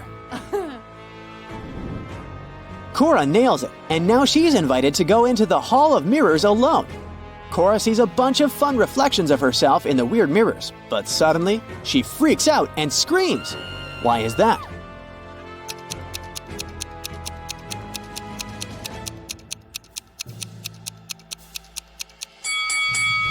One of the reflections doesn't belong to Cora, so she's not alone in this room.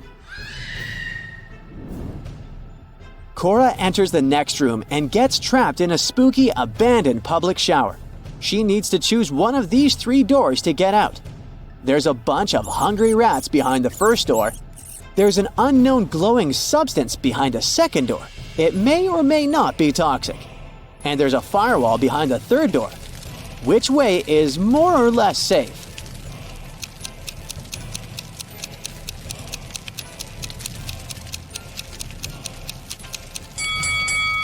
Cora should choose the third door. Look around. She's in the shower, remember? She can use a bucket and water to put out the fire. Now Cora needs to crack this twisted circle maze to find the way out. Can you help her?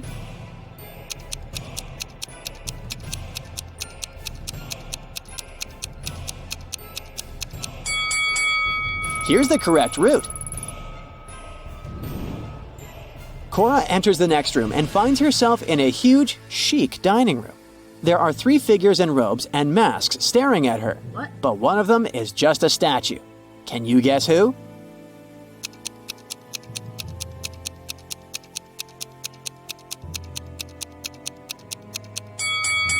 The first figure is breathing deeply. The second is blinking. You can see it through the mask. So the third figure must be the statue. People in masks give Cora 3 envelopes. She can choose one of them and take what's inside as a gift. One of them contains a $100 million diamond necklace. Another one, a pair of wool socks. And the third one, $10,000 in cash. Each envelope is signed. The first one says, necklace isn't here. The second one says, necklace is here. And the third one says, necklace might be here. Can you help Cora make the right choice?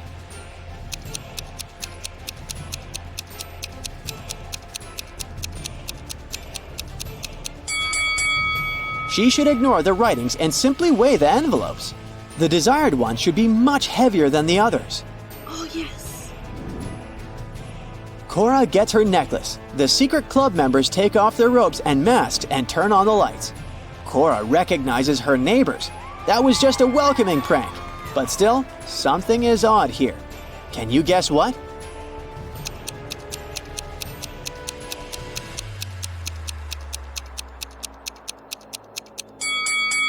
The lamp levitates. Oh my god. Kitty runs a dance show. She arrives in Finland with the 3 best dancers to perform during the Christmas holidays. On the first day of their trip, Kitty was found unconscious in the hotel room. Doctors claim that someone had poisoned her. The police interrogate all the dancers. Kira says, "My colleagues and I left the hotel early in the morning to explore the city, and Kitty stayed in the room for a conference call. I had a date with my online boyfriend, Mikkel." Pam says, "I went to the beach to sunbathe and swim. When I returned, I saw Kitty on the floor. And April says, I went to the museum alone. Nobody wanted to join me.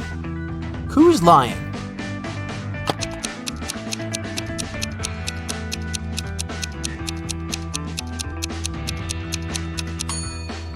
Pam, it's Christmas Eve, so it's too cold in Finland. She couldn't swim in the sea. Oh no! The police arrested Pam, and now Kira and April urgently need to find a new dancer for their show. They look through some profiles online and select these 3 ladies, Deborah, Sally, and Lily. But only one of them isn't fake. Can you guess who?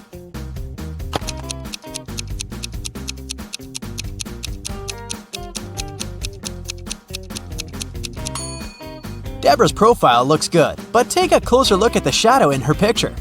Her head is photoshopped to a different person's body, therefore, she's fake. And according to the 3rd lady's birth date, she hasn't been born yet, so they should choose Sally.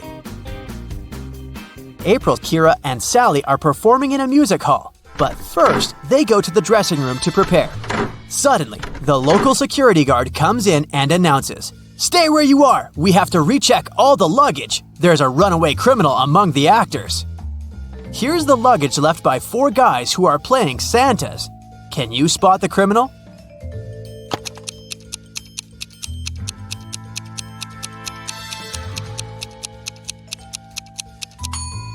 Santa never shaves, so the second luggage looks pretty suspicious because it has shaving cream.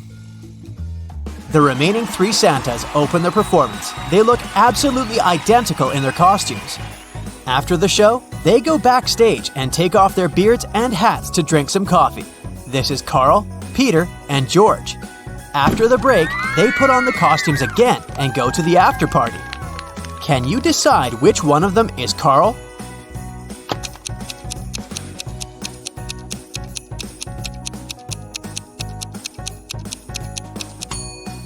Carl was mixing sugar in his coffee with his left hand. It means that he's left-handed. And this Santa signs an autograph with his left hand. Therefore, he's Carl.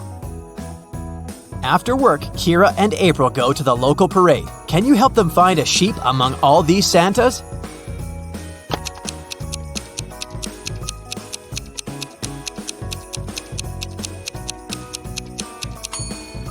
There it is.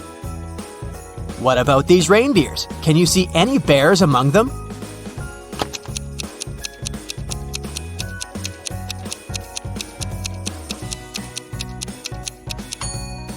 Hello?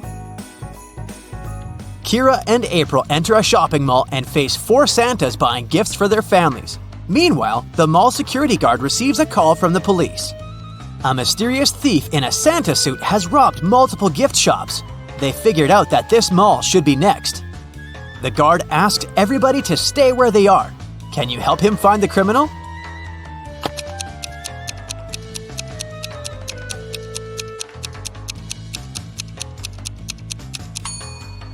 It's the 3rd Santa. He's hiding a couple of crowbars in his bag. Also, his beard and mustache are different from the other Santas. Kira and April decide to throw a party in the hotel room. April decorates the room and sets up the Christmas tree. Meanwhile, Kira cooks dinner and prepares gifts for 3 people, Thomas, Sally, and Mikkel. The guests arrive and the party begins. At some point, they notice that someone has stolen all the gifts. Kira believes it must be one of the guests, so she questions everyone. Every guest makes 2 statements, 1 truth and 1 lie. Thomas says, "I wasn't in the room when it happened. I know Mikkel stole the gifts." Sally says, "Mikkel stole them. I saw it. I already have enough presents." And finally, Mikkel says, "I didn't steal the gifts." Thomas tells the truth. He wasn't in the room. Who stole the Christmas gifts?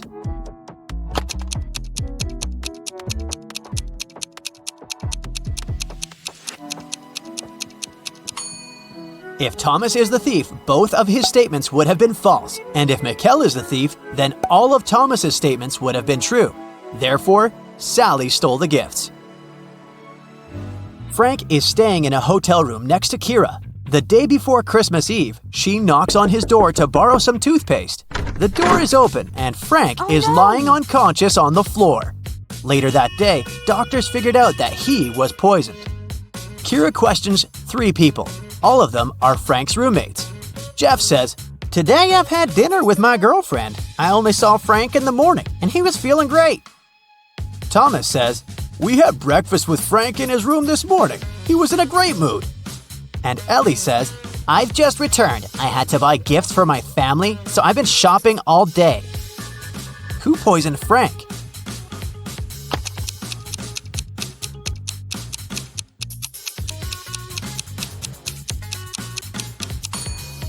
The screensaver is out of date. Frank left a hint with his enemy's name. It was Thomas. Kira, April, Mikkel, and Frank rent a cozy country house to celebrate Christmas. April bakes gingerbread men cookies and leaves them to cool down on the kitchen table. She hasn't applied the frosting yet.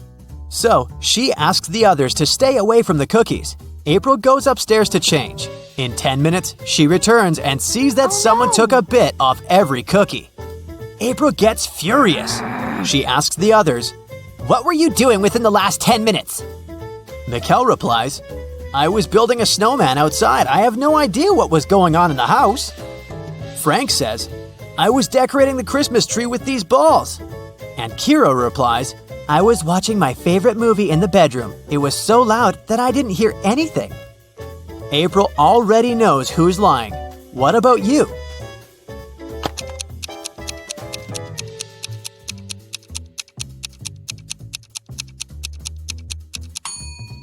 Frank is lying. There's no balls on the tree. Santa comes home earlier and finds his elf Bobby on the sofa. He's bewitched by an eternal sleep spell. Santa asks the other elf, Chuck, a question. What happened here? Only you two were at home. Chuck replies, We were packing the gifts and decided to have a lunch break. Suddenly, I heard a loud sound outdoors and ran out to see what was up. I spent about 20 minutes there, and then I returned back home. Bobby was already unconscious. Santa calls Chuck a liar. Why?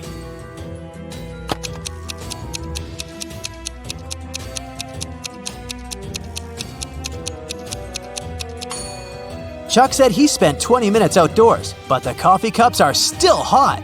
He bewitched Bobby and staged the scene.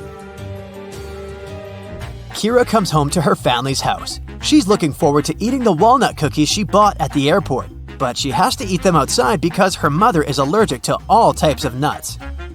After a while, Kira looks inside her bag and sees that all the cookies are gone. Kira suspects her brothers, so she asks, Who ate my cookies? Dylan replies, I was making apple pie with Mom. Paul says, I was decorating the living room. Kevin says, I was making a sandwich with peanut butter for Mom. And Ralph says, I was just watching the TV and eating my popcorn. Now Kira knows who took her cookies. What about you?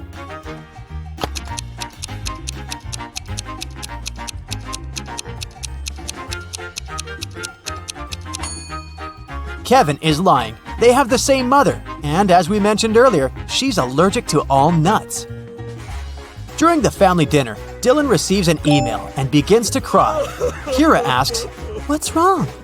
Dylan replies, I'm a beginner photographer, and I've sent my best picture to the photo contest. I was expecting to win the first prize, but they disqualified me. Can you figure out why just by looking at this picture?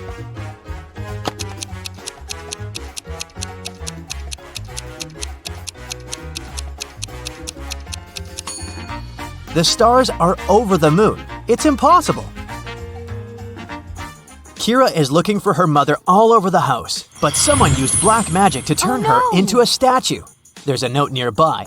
It only has a question mark written with green pencil. Kira decides to question the Green family next door. Zelda says, I was painting in the attic as usual. Oliver says, I was cooking soup for my family.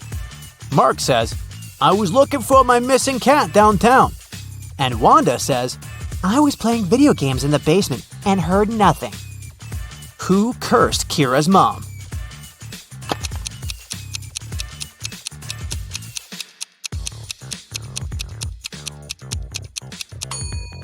The clue literally says, question mark green.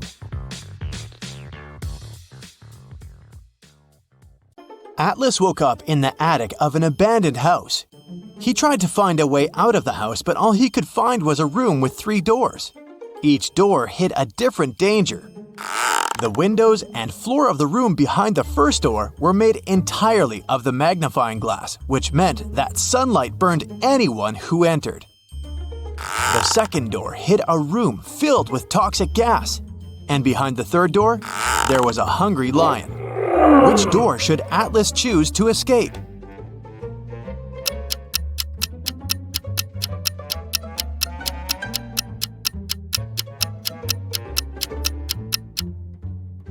He should wait for the night to fall and walk through the first door.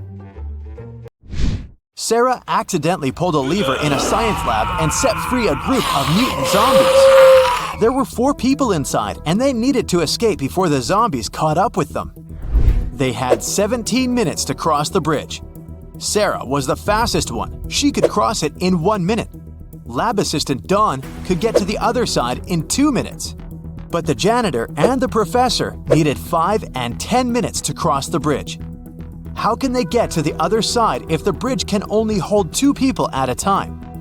And each group needs to carry the only lantern they have to illuminate the way.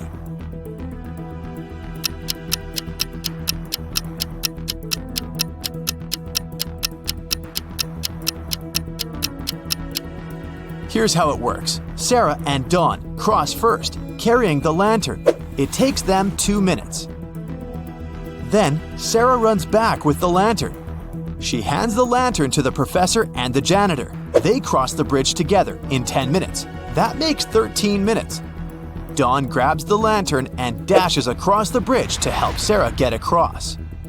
It takes him 2 minutes to get her, and then they need 2 minutes to return. Sarah and Dawn arrive safely, just in time to cut the rope. One evening, Beth called the police to report a crime. She told the officer that she had just been robbed and asked the police to come to her house straight away. When the police arrived at Beth's place, they found her tied up in a chair in the middle of her living room. They asked her what happened, and she told them that a masked guy had broken into her house, stolen all her money, and tied her up in a chair. The police immediately arrested Beth for misreporting. Why?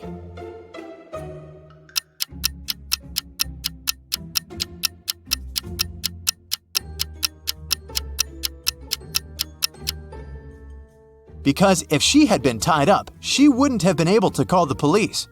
She most likely made the whole thing up. Sydney told her mom that her gymnastics team would go to a sports camp for the weekend. She asked her mom to help her pack a bag for her trip. Her mother packed everything she thought her daughter would need. When Sydney came back, she told her mother all about the trip. But at one point during the conversation, she asked why her mom hadn't packed a toothbrush.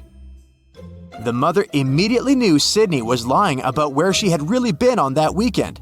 How did she figure it out?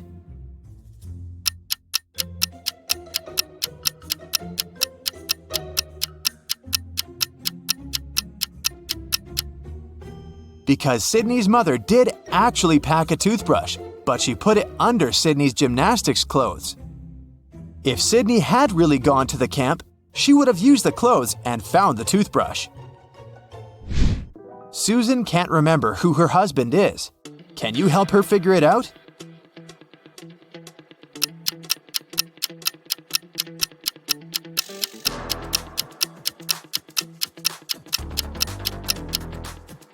Well, it must be the guy on the left. Look, they're wearing matching rings. Kimberly discovered 3 bags in an old attic. There was also a note.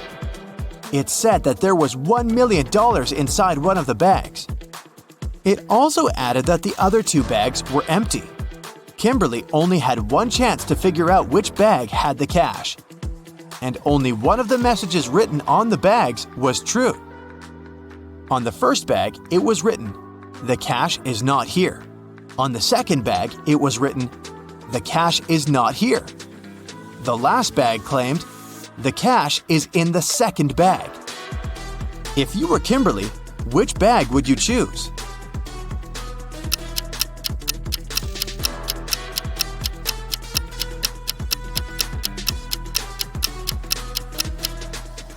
You should choose the first bag. If only one of the inscriptions is true, then the money can't be in the second or third bag. Ben asked his boss for some time off. He wanted to go on an expedition to Antarctica. His boss allowed him to go on one condition. Ben had to send him pictures every day, and that's what Ben did. He sent his boss many different pictures on his icy adventure. On Ben's first day back at work, his boss fired him, saying Ben had lied to him and he had never been to Antarctica. How did the boss know?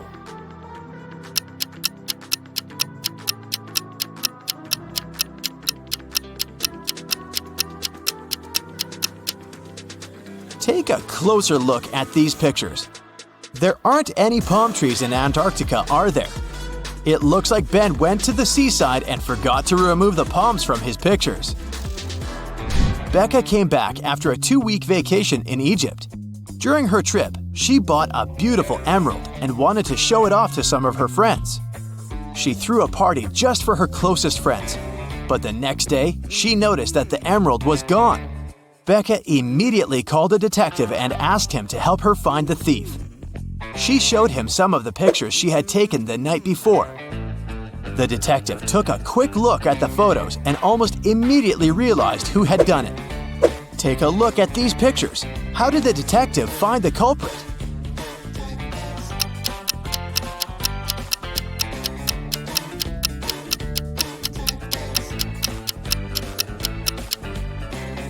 Look at the girl wearing a hat. At 1 a.m., her hat is flat. But at 2 a.m., her hat suddenly becomes pointy. Weirdly imitating the shape of the emerald, she must be the thief. On a rainy evening, Dylan is driving home. He passes by a bus stop. 3 people standing there ask him for a ride. Dylan has only one seat in his car to offer, but he really wants to help all these people. It's an elderly lady that seems to be freezing, a doctor who claims that he needs to get to the hospital for an urgent appointment. And there's also the woman Dylan has a crush on. What should Dylan do to help everyone?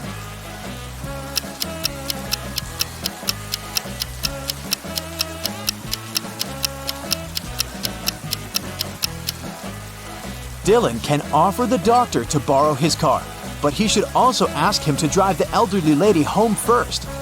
As for the guy himself, he can wait at the bus stop with the girl he has a crush on until the doctor comes back and returns his car. Lily was the manager of a men's clothing store.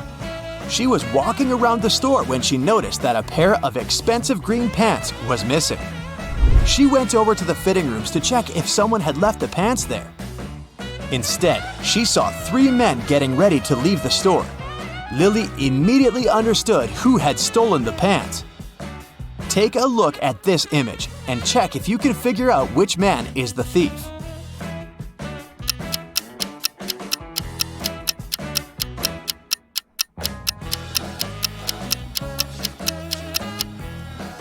It's the man on the right. He's wearing black pants, but you can see something green peeking from under his pant legs. He must be wearing the stolen pants under his own. Josh was walking through a forest at night and came across an old castle. Pretty soon, he met 3 cloaked figures. When Josh asked them who they were, they answered that they were 2 werewolves and 1 vampire. The trio told Josh that he had made a bad decision when he entered the castle. They also said they wouldn't let him leave unless Josh outsmarted them. Josh had to guess which one of them was the vampire. The guy was only allowed to ask each one of them one question. And it couldn't be, "Are you a vampire?" After a few minutes of thinking, Josh asked, "What's your eye color?" He guessed who the vampire was and was allowed to leave the castle. Why did he ask this? And how did that question help him?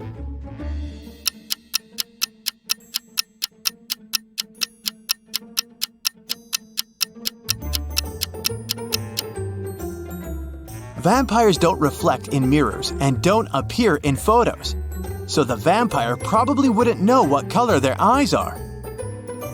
Jenny and Ben were about to get married. They wanted to book a hotel for their wedding ceremony in the party, so they went to a wedding planner to look at some options. She told them only 3 hotels were available for the day they wanted and showed them the pictures. Which one should they choose?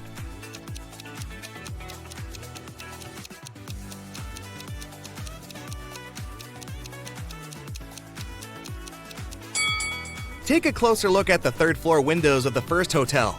In the last window on the right, there's a creepy shadow of a monster that appears and disappears. 5 stars or not, no one would like to get married in a haunted place unless they're an Addams Family member. In the 3rd hotel, only has 2 stars. It probably doesn't have the facilities to host a wedding, so the best choice is the 2nd hotel. Great choice, the wedding planner said, and you're in luck because they actually have a great discount offer. If you can answer this riddle correctly, you won't have to pay for the ballroom rental. Here it is. Those who have it, do not say it. Those who take it, do not know it. Those who know it, do not want it. What is it? Do you know the answer?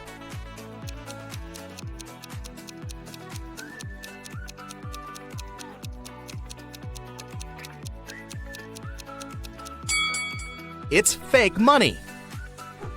The next day, Ben and Jenny went to the hotel to pick the best ballroom for their party. The hotel manager took them to 3 different rooms where they could host everything, from the ceremony itself to the dinner and after party. Which one should they pick?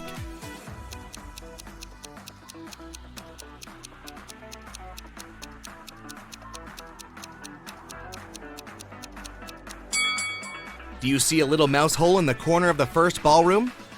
The couple wouldn't want such uninvited guests at their party. As for the 2nd ballroom, the chandelier looks like it might fall down any minute. Not the safest option, so they should pick the 3rd ballroom. It was time for Ben and Jenny to pick the wedding menu. Since they were not paying for the venue, they wanted to spare no expense in serving food that the guests would never forget. That's why they called 3 different Michelin star chefs. Each of them prepared a different dish and presented them for a tasting. Which chef, and therefore which dish, should they go for?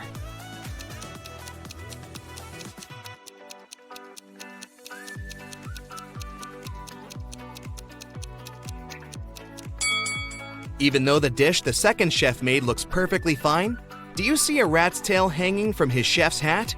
There must be some ratatouille situation going on there. So that's a pass. The 3rd dish looks like spaghetti, right? Well, look again. Those are actually very thin snakes. Exotic flavors might not be the best option, so they better go with the classical burger that the first chef made.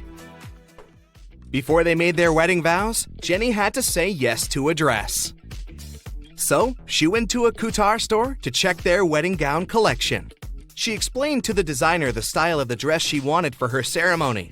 The designer said he had just the perfect gown for her and would bring it to her if she answered his riddle correctly. He asked, if a gown takes an hour to dry, how many hours will it take 6 dresses to dry?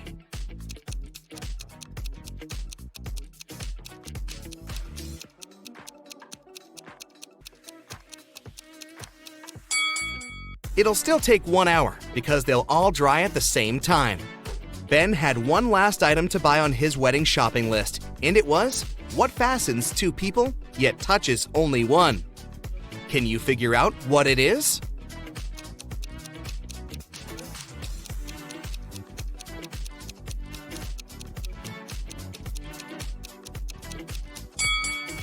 It's a wedding ring, of course. Ben headed to a jewelry store to get something blue for his bride. The store owner showed him 3 different wedding rings with blue gemstones. Which one should he buy?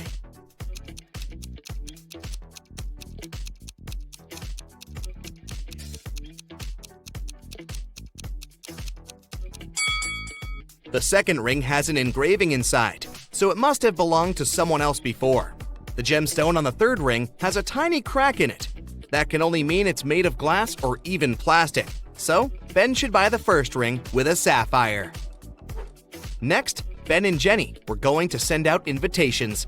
One print shop offered them 3 different versions of invitations. Which one should they choose?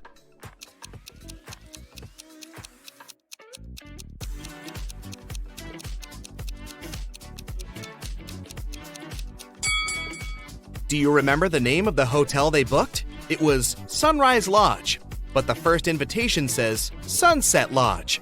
So this one won't do. And on the third invitation, their names are printed as Benny and Jen. That's not our couple, so they should choose the second invitation. Before the wedding, 3 of their friends paid them a visit. One of them brought a painting as a wedding gift, but all 3 claimed that they were the artist who had created it. 2 of them must be lying. Can you figure out who the actual artist is?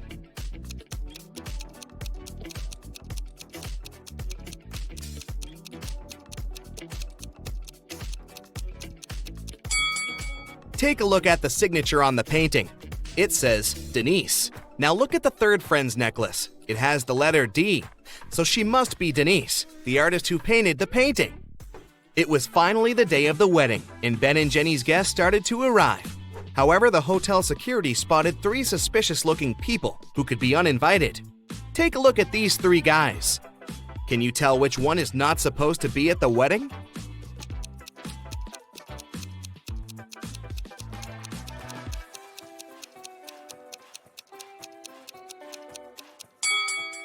Do you see the hotel wristbands that say Ben and Jenny, that the second and the third guys are wearing? That can only mean they are actually invited. So it's the first guy who's crushing the wedding. Sorry, dude, no free drinks for you. After the vows were exchanged, it was time to party. As Ben and Jenny were dancing, someone spilled their drink on Jenny's dress, but no one saw who it was. Jenny spotted 3 people who could have done it. Take a look at them. Can you tell who ruined her dress?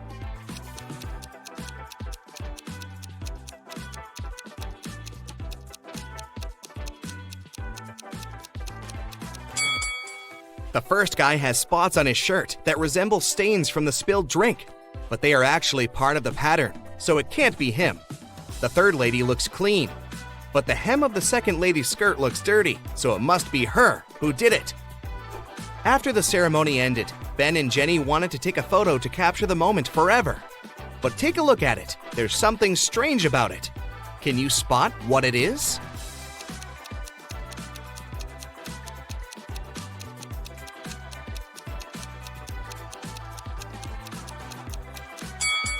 Can you see a woman hiding behind the trees watching them?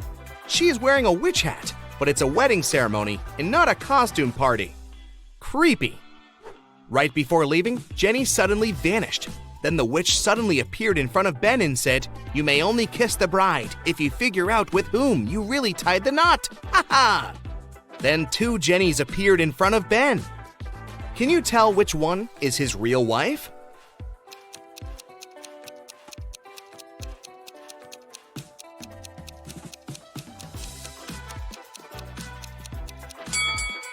Remember the wedding photo?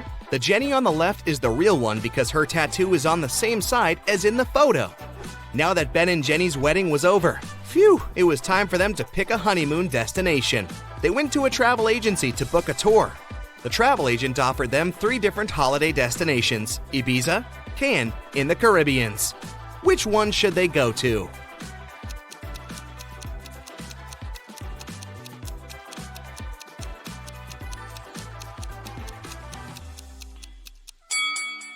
Have you noticed the weather forecast on TV in the office? It states that the weather in Ibiza is going to be windy in the upcoming days, and in Cannes, it's going to be rainy. So they should pick the Caribbeans and enjoy the sun. The travel agent said she could upgrade their plane tickets to business class for free. It would be her wedding gift to them. But they had to crack this riddle.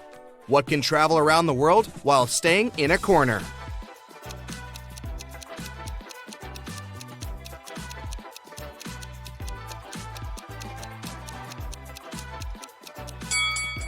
It's a stamp. Hey there! Are you ready for another brain workout today?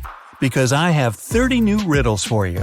I'll show you a pair of people for each one, and you'll have to decide which person doesn't behave wisely. You'll have 7 seconds per riddle to make your decision.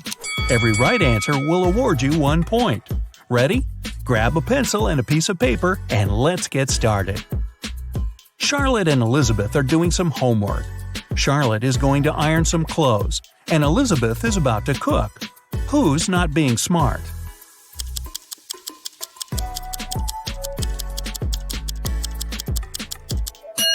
Elizabeth. Charlotte's safe because the iron is turned off.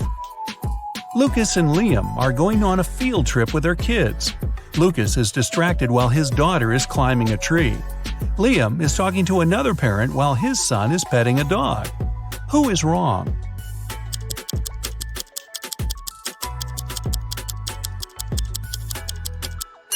Lucas. The branch his daughter is climbing is cracking, and she is about to fall. Ava and Olivia are finally leaving home for their first night out after maternity leave.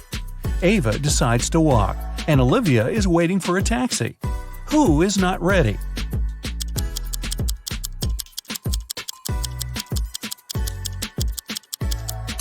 Olivia. She forgot to finish her makeup.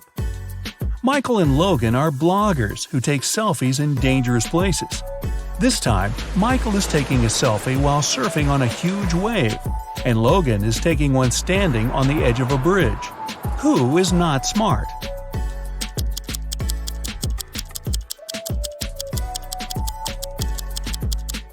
Michael. In Logan's case, at least there are people around who can call emergency services if something goes wrong. Michael is alone. It's early morning. Ian and Nolan are driving their kids to school. Who is not smart?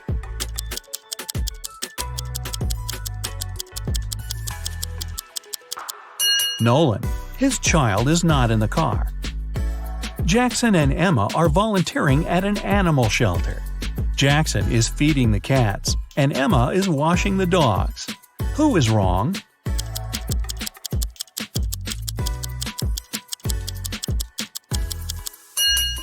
Jackson. He gave the cats dog food by mistake. Scarlett and Ellie are going to bed. Scarlett kept her door open so her cat could enter during the night, while Ellie prefers to close her door. Who is not smart?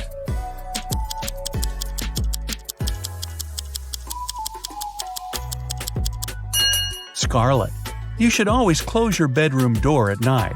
In case of fire, it'll stop the flames for a while and give you more time. Riley and Isabella are taking their kids to kindergarten. Riley is riding a bike with her daughter, and Isabella and her son are going by car. Who is wrong?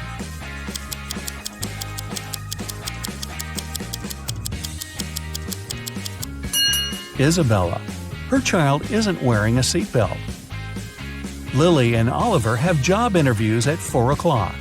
Lily is ironing her best suit, and Oliver is waiting in the hallway wearing jeans.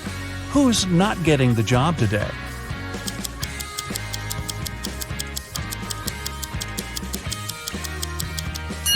Lily. She must have forgotten the time. The interview is in 5 minutes, and she's still at home. Sophia and Aiden are working in the garden. Sophia is watering the flowers while her cat is walking around. Aiden is mowing the lawn while his child is playing nearby. Who's not smart?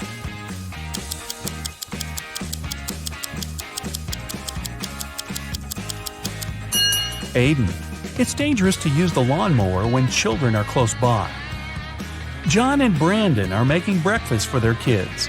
John is making sandwiches, and Brandon is making eggs with bacon. Who is wrong?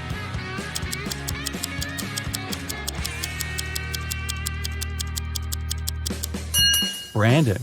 He forgot to turn on the stove. Thomas and Abigail are going on a date. Thomas arrived a half an hour early and decided to buy some flowers. Abigail just returned from London and is driving to meet him. Who is wrong?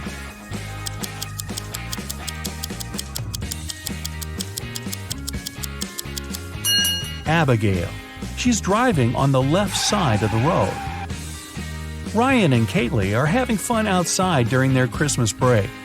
Ryan is learning how to skate on the lake, and Kaylee is skiing in the forest. Who is not smart?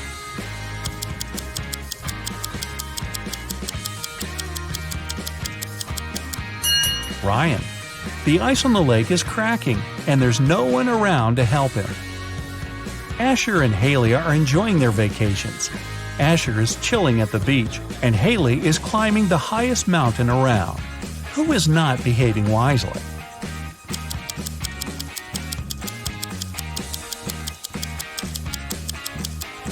Asher. Although Haley's activity is quite risky, she seems to be okay. But Asher fell asleep at the beach and is going to get a sunburn. Chloe and Avery are having some quality time on Friday. Chloe is reading a book, and Avery is watching a documentary. Who is missing something?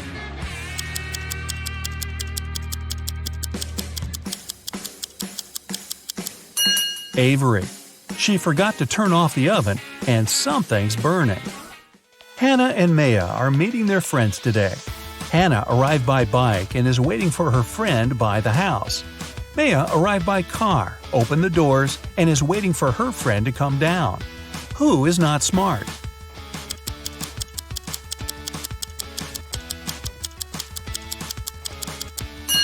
Maya.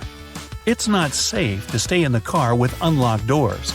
A stranger can quickly get in the car and she wouldn't be able to do anything from the front seat.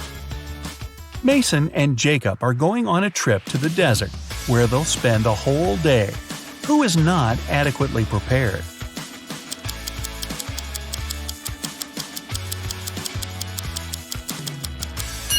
Mason. The sun is powerful and he's not wearing a hat. Emily and Madison are spending their time outdoors, but it's not their lucky day. Emily stumbled and fell in some mud. Madison was swinging but fell. Now they both are getting up. Who made a mistake?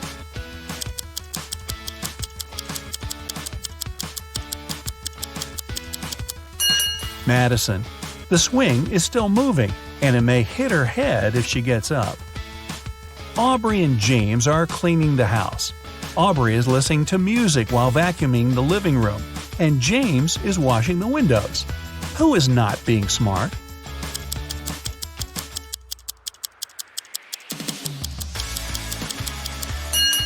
Aubrey. The vacuum cleaner isn't plugged in.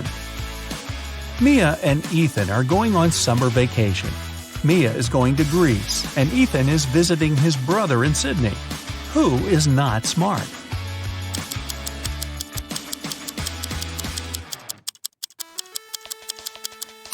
Ethan. He's packed shorts and swimwear, but he won't need them because it's winter in Australia. Carter and Layla are in a hurry for work. Carter is walking while talking on his phone, and Layla is running while texting. Who's going to be late?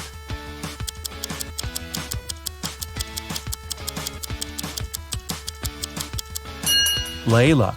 She's looking at her phone and doesn't see the pit she's about to walk into. Leah and Aaron are driving to meet their friends. Leah has all of her things scattered in the car, and Aaron is traveling above the speed limit. Who is not smart?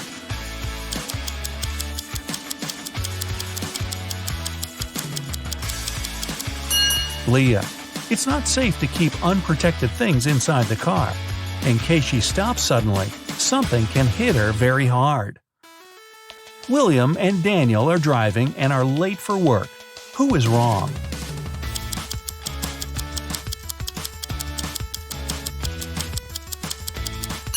Daniel. He's driving way above the speed limit in the neighborhood. Jane and Amelia are resting in the park after running 5 miles. Jane is eating, and Amelia is drinking water from the fountain. Who is not smart?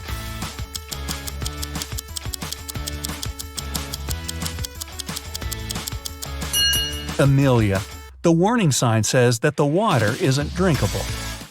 Max and Ezra were driving around the desert and got stuck in the middle of nowhere. They burned a spare tire to produce some smoke. Max stayed close to the tire, and Ezra walked away in search of something helpful. Who is not smart?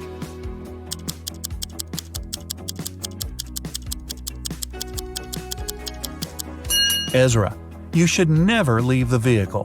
Chances are the rescuers will notice the smoke and find you. But if you go, you might miss them. Both Jonathan and Savannah didn't sleep well and are starting their morning. While Savannah is preparing some coffee, Jonathan is taking out the trash. Who is doing something wrong?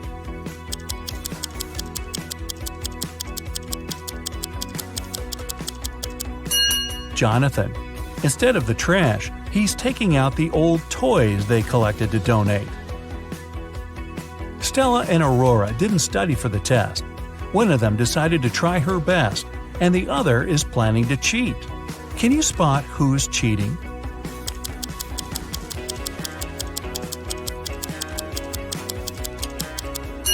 Stella. She has a lot of bags surrounding her, so she must be trying to hide something. Miles and Cooper were walking in a park when a sudden storm erupted.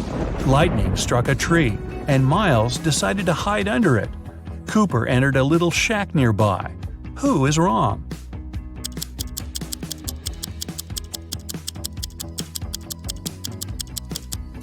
Miles. The belief that lightning never strikes in the same place twice is just a common misconception. An indoor shelter is one of the best places to hide. Leo and Melanie are preparing a barbecue party. Leo is cooking and Melanie is decorating the yard. Who is not smart?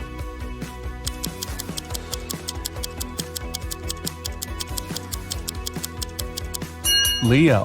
While he's cooking, the meat is spoiling in the direct sun. Congrats! That's it for today. Now, sum up your points. If you got 10 points or less, you scored below average. Don't be sad, it's just the beginning. You can check out some other riddles to train and prepare for the next round. If you got between 10 and 25 points, you scored average. Great! You're on the right way. And finally, if you got 26 points or more, you're in great intellectual shape. Here's an interactive medal from me and my admiration. Good for you. Mary runs a wedding planning company. She arrives at her office early in the morning. Oh no! Someone stole the entire supply of expensive sun-dried tomatoes prepared for the upcoming party. Oh no. Mary closed her office at 10 p.m. last night and the snacks were right there. She calls the police. The detective identifies 3 suspects and visits their houses.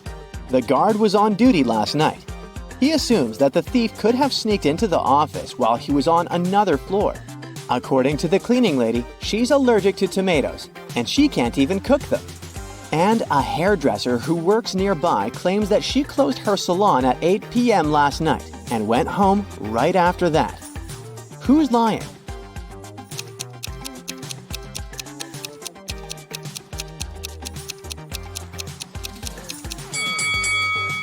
The cleaning lady. She has a tomato plant in a pot on her windowsill, so she lied about her allergy. Oh. Meet Mary's 2 wedding planners, Holly and Dolly. Holly is super rich, while Dolly is very broke. Can you tell who is who just by looking at this picture?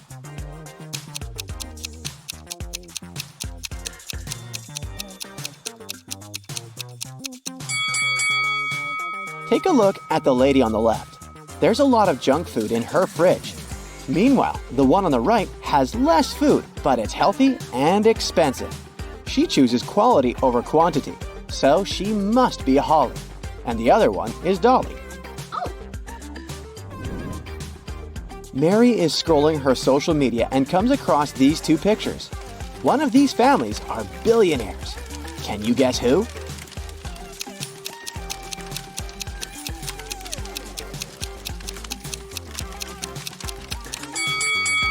Each member of the first family has their own Christmas stocking, and they have a nice fireplace. The second family, though, has only 2 stockings, and their fireplace is fake. So the first family is rich. Mary is looking through some photos of wedding parties. Can you tell which newlyweds are broke?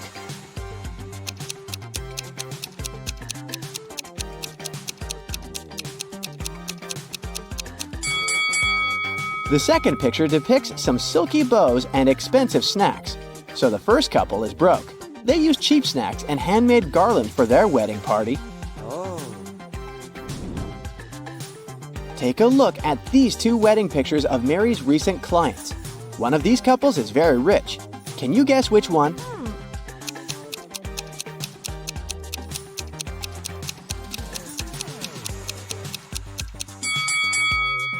The first couple rented their outfits.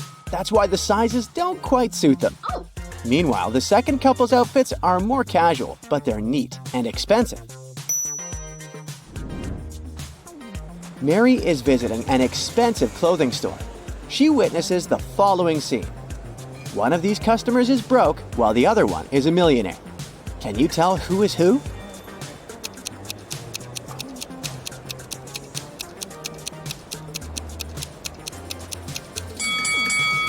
The first guy is broke. That's why he hesitates and feels shy while asking about this expensive t-shirt. Meanwhile, the rich guy feels free to ask questions about prices because he can afford everything. But he still wants to know why it costs so much. Reasonable. Oh my god.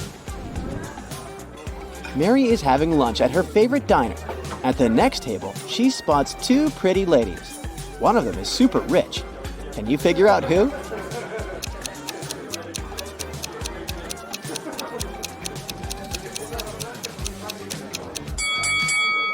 The blonde lady has an old smartphone with one camera. Meanwhile, the redhead has the latest phone, so she's the rich one. Oh, yes. Mary leaves the diner and comes across these guys on the street. One of them is just pretending to be broke. Can you guess who?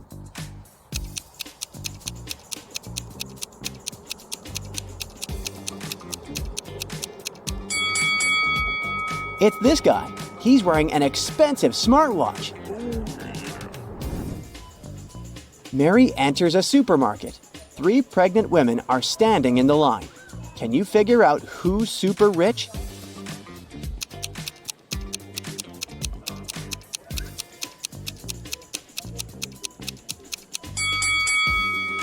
The first lady is very pregnant, but she keeps on working, which probably means that she needs the money. And the third one has too many credit cards and coupons. So the second lady, who has a bunch of organic products in her cart, is the one we're looking for. Mary is walking around the city and comes across an open-air concert. One of these musicians is a secret millionaire. Any idea who?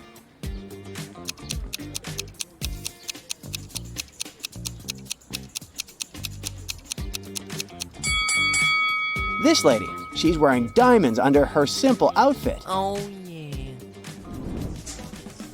Mary brings a box of chocolates to the office to treat her coworkers. The box had 57 chocolates, out of which all but 17 were eaten. How many chocolates are now in that box?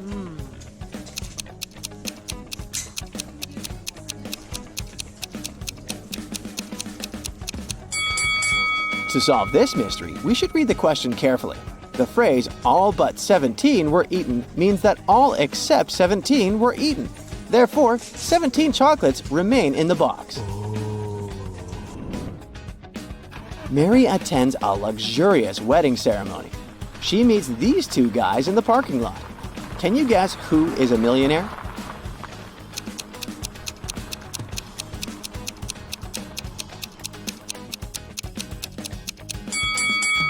This guy is a taxi driver, while the second one owns a sports car. So he's a millionaire. Ah. Mary enters the party. She goes to the bathroom and sees 2 ladies applying makeup. Can you figure out whose husband is richer?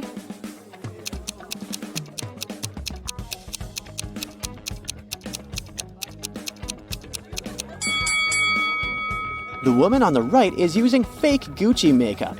Therefore, the one on the left must have a richer husband. Oh my god.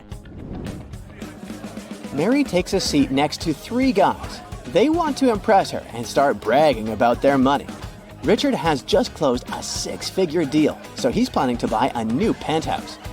Harold has just returned from a round-the-world trip. He invites Mary to join him next time. And Anthony claims that his family owns a huge corporation, so he has never worked a day in his entire life. One of them is lying. Can you guess who?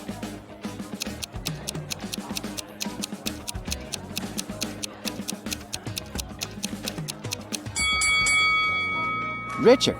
He stole a golden fork from the table and hid it in the pocket of his jacket. Why would he do that if he's rich? Oh no. Mary gets an emergency message from the kitchen.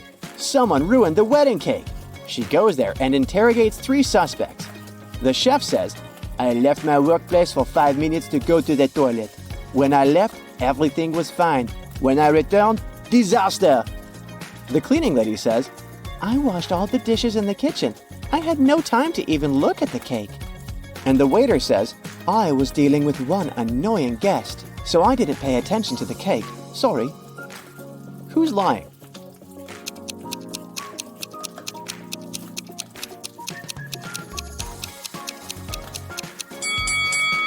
The cleaning lady said she washed all the dishes, but there are still dirty dishes in the sink.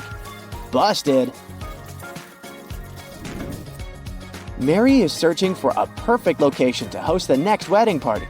She finds 4 available options, but only one of them is a safe deal. Can you help her make the right choice?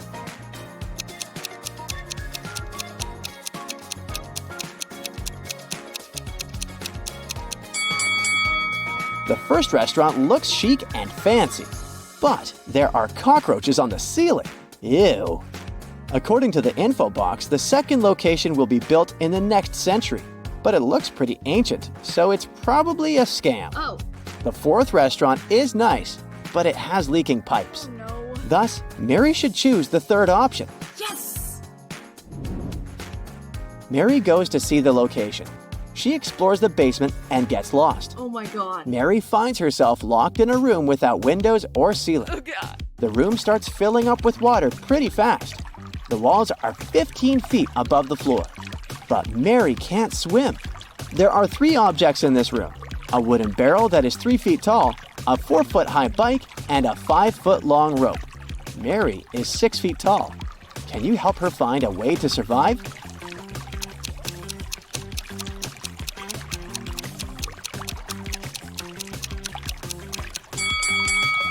She should hold on to the barrel, as it'll float. When the water rises enough, she'll be able to climb over the wall. Okay. The landlord offers Mary a huge discount if she cracks his riddle. A rich house and a poor house are both on fire. In which house will the police fight the fire first? Mary nailed it right away. What about you?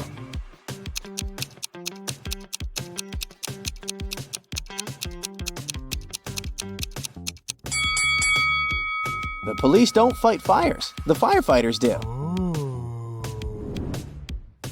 Mary's 2 besties send her selfies. They're both bragging about their new expensive dresses. One of them is broke, while the other one is a millionaire. Can you guess who is who?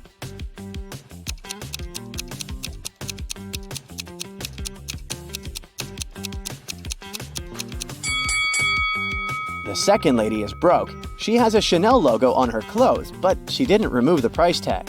So she probably just took this picture at the store and left without buying it. Oh.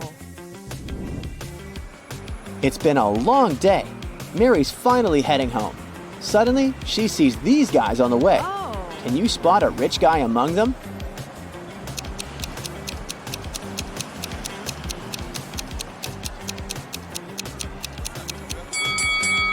This guy has a car. It's time to test your emoji finding abilities. Are you a ninja or a beginner? We'll start easy and make it more difficult as we proceed. Good luck! Here's the deal. There's one emoji that appears twice in this image. Can you spot it?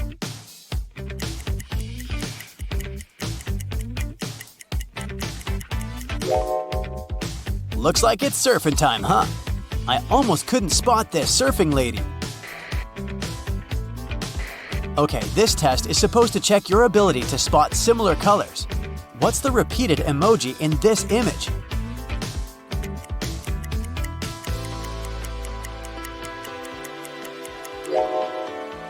You got it. To smile or not to smile? Can you spot which emoji appears twice here?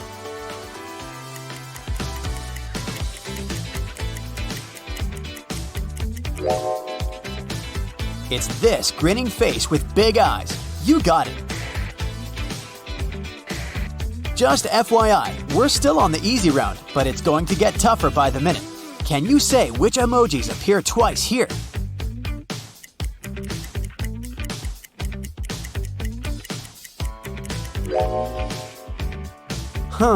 You got it, right?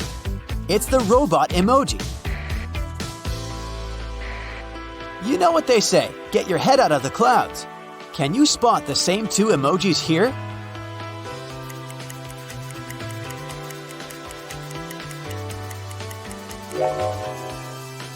Here they are. Which of the cat emojis are the same here?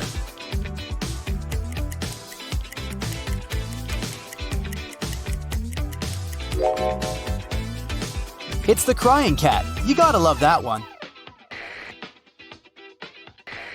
Okay, it's heating up now. Which heart emoji is the same shade of orange?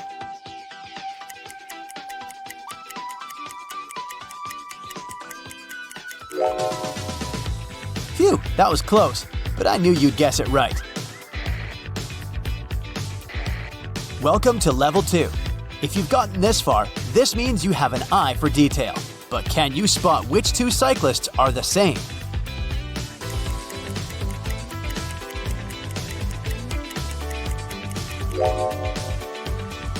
They look pretty much the same.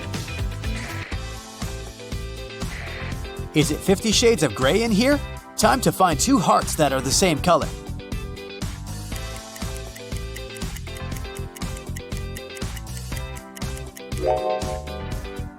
Wow, this level is hard. Have you got it right? Take a look at this image and try to spot the emoji that appears twice.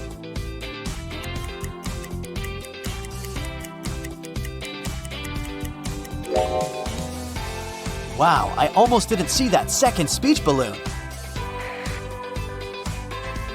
Can you spot the repeated hand gesture here?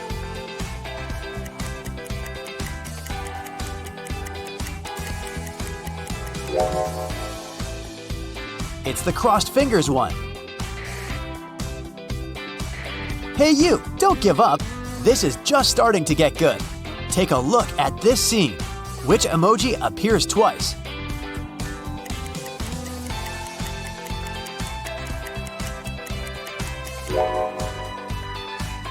You got it, it's the snowboarder. Now look at all these IT people. Which emojis are the same?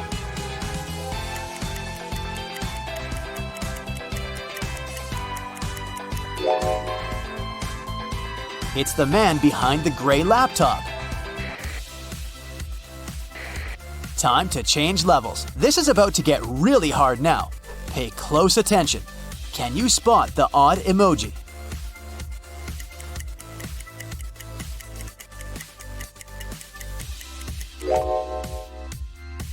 Hey, what's that brown heart-eyed emoji doing here?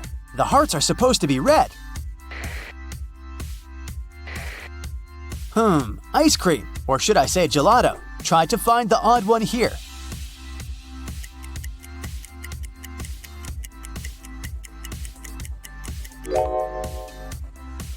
The little spoon is facing right, not left. Find the odd one here, will ya?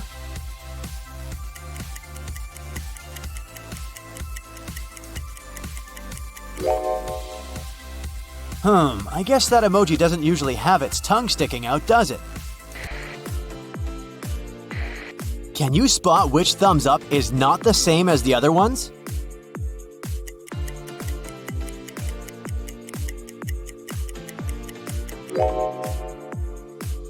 Well, they're all facing right, but there's a little one facing left. Okay, this one is really tricky. I dare you to find the odd one here.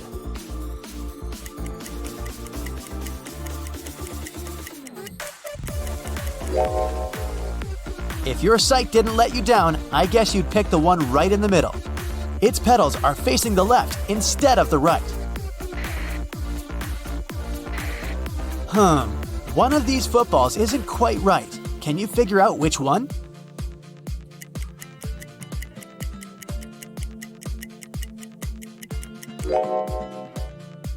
Yeah, the pattern is different. Can you find the odd bowl?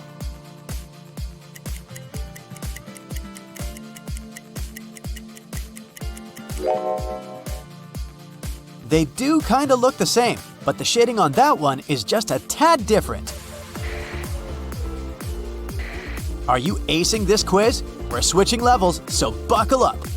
Only emoji experts will be thriving from now on.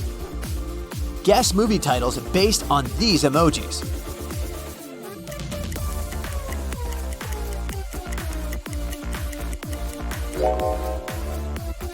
Look out, it's Jaws. What about this one?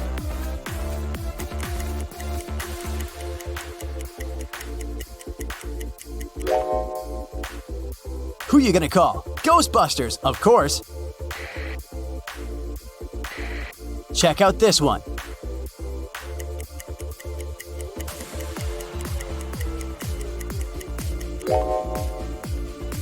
Of course, it's Thor. What about this one?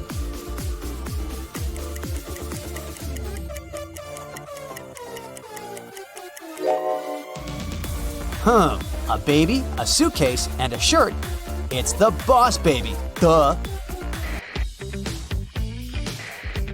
It's getting tougher. What movie is this?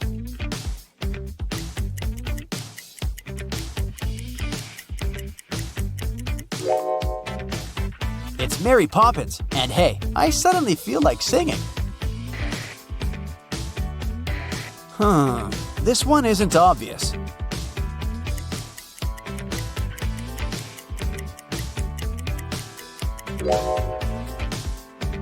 It's Moneyball. There are too many emojis in this one. What do you think it is?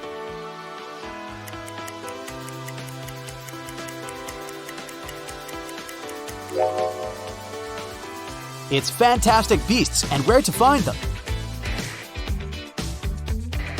How about this one?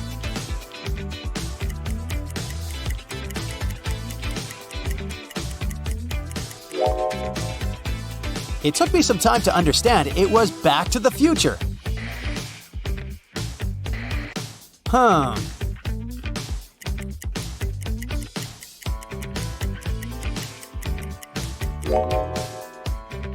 Surely you recognized Twilight.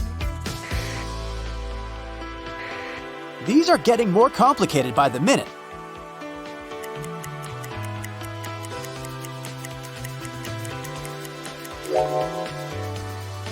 It's $1 Million Baby. Two monkeys. What movie could this be?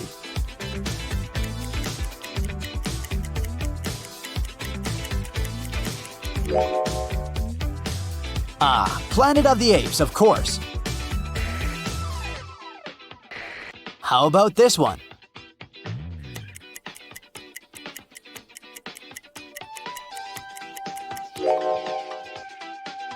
That's Home Alone in the emoji language. I know this one, but I won't tell you.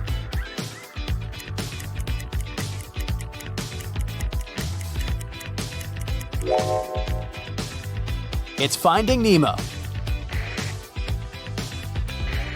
You have to think literally to crack this one.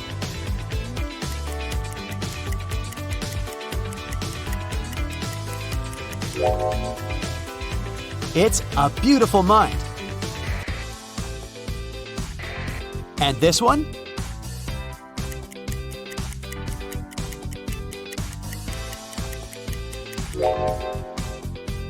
I know, the flag instantly gave it away. It's the Pirates of the Caribbean. Dumplings. What movie could this be?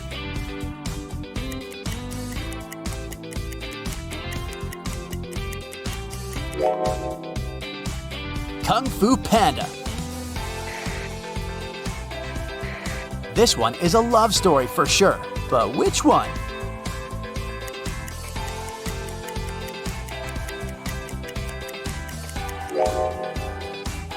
The Notebook.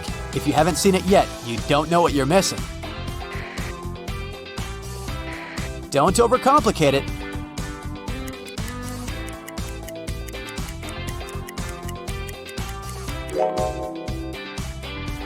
The Sound of Music, of course. This one's a bit tricky.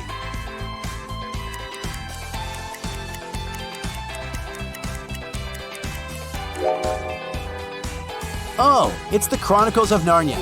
The lion emoji should have given it away.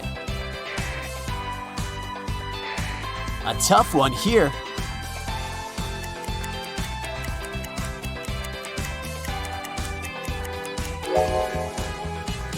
But if you're a fan of musicals, you must have got it right. It's Mamma Mia! What could these two palm trees and a book stand for?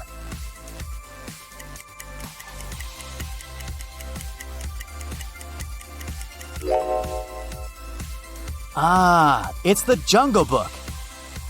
Okay, if you've gotten this far without a mistake, you're an emoji pro. Tell us how well you did in the comments below. Julie worked in a Prada store in New York. Everything there was expensive, and most clients paid by credit card. But one day, she got a client who got a purse, a wallet, and a dress.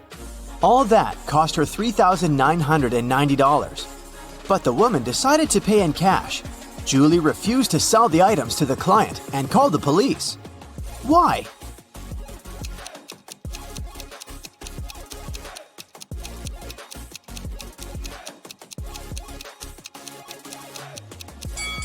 Tried to use to pay. They are two $2,000 bills, which don't exist. The police of Atlanta were notified that a prisoner had escaped from Chicago and taken the plane to Atlanta. Of course, an officer was sent to the airport to find the prisoner and capture them. The police officer spotted 3 people who looked similar to the criminal. Take a look at the passengers. Which one should be arrested?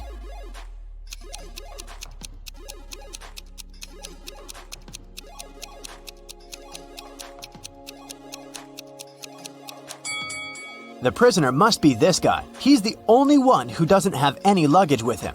Probably because he was running away and had none. In a small town, a grand robbery happened. Someone robbed a jewelry store in the local mall. At 6:03 p.m., the lights in the whole mall went off for 8 minutes. When the lights came back on, the most expensive jewelry pieces were missing from the shelves. The police interrogated 3 main suspects. Jack said, I was picking out a present for my son in an electronics store when the lights went off. I was so confused as anyone else. Fred said, I wasn't even in the mall at the time. I have no idea what you're talking about. And Stacy said, I was in the bathroom fixing my makeup. I didn't even notice the lights went out. Who is the main suspect?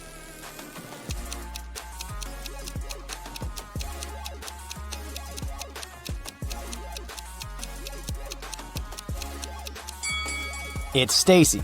She said that she hadn't noticed that the light had gone out, but they went off everywhere, including the bathrooms. She would have noticed it, so she's lying. Ava has always wanted to get a cat, but her mom wouldn't allow her to have a pet. So, when one day she found a kitten on the street, she brought it home, but kept it a secret. She succeeded for 2 weeks, but one morning she went down to the kitchen. Have you been hiding a cat in your room? Her mother asked. How did she figure it out?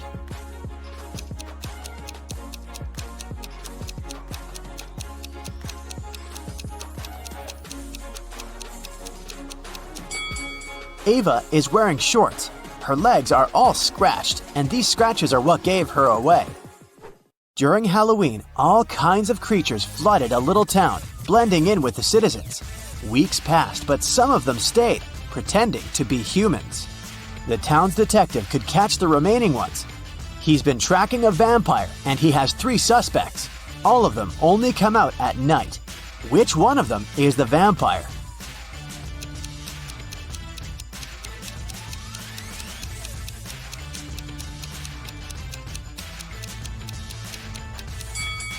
This guy is pale, but it doesn't necessarily mean that he's a vampire. This guy is wearing a silver chain, so he can't be one. But this guy doesn't have a reflection. This is definitely not a human. Ned works in a club, and his job is to check people's ID cards and not let inside any suspicious people or people below the age of 21. Take a look at these 3 ID cards and figure out who isn't supposed to enter the club.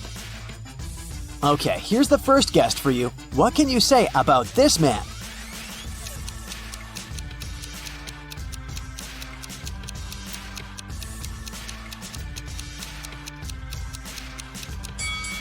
Don't let him in. The person in the photo is totally different. It's not this guy's ID card.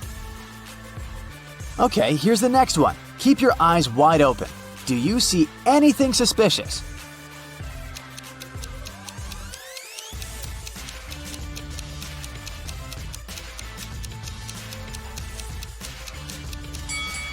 She seems fine. Let her in. Okay, the next one. Check it out and make your decision. In or out?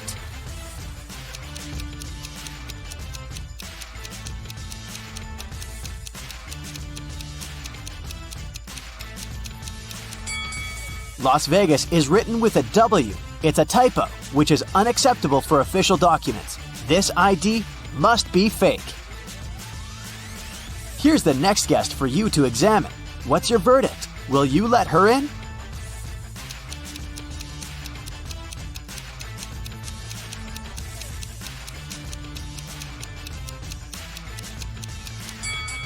She seems fine to me. It must be safe to let her in.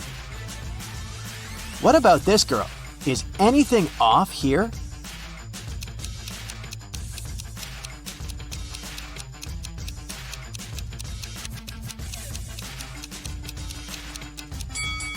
She seems fine to me too. Green light. Okay, the last guest. In or out?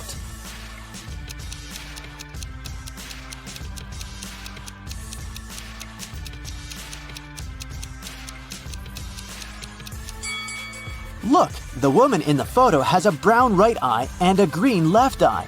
The real woman has a brown left eye and a green right eye. This is too suspicious. I wouldn't let her in. Amelia is a huge modern art enthusiast, and she wants to take her siblings to a new exhibition. A ticket for one person costs $18. A ticket for two costs $30.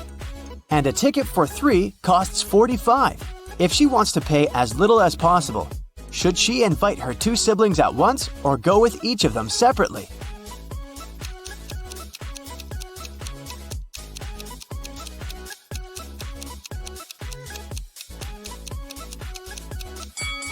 It's cheaper if the three of them go together. It'll cost $45. If Amelia went with each of them separately, she would have to pay $30 twice, so she'd pay $60 in total.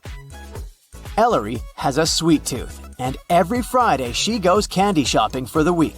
Tonight, she bought chocolate bars, jelly beans, and gummy bears.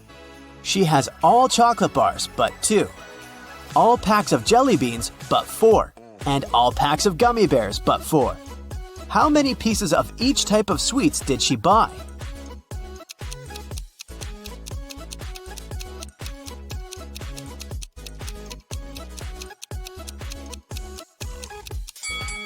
Chocolate bars are all but 2, which means that there are 2 packs of jelly beans and gummy bears together.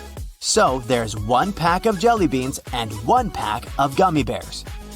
Chocolate and gummy bears are 4 together, so there are 3 chocolate bars.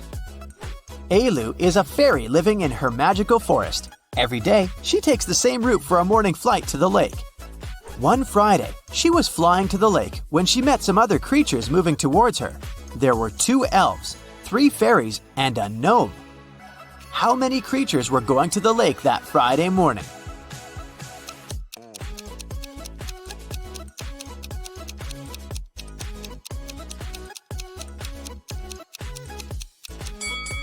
Just Ailu.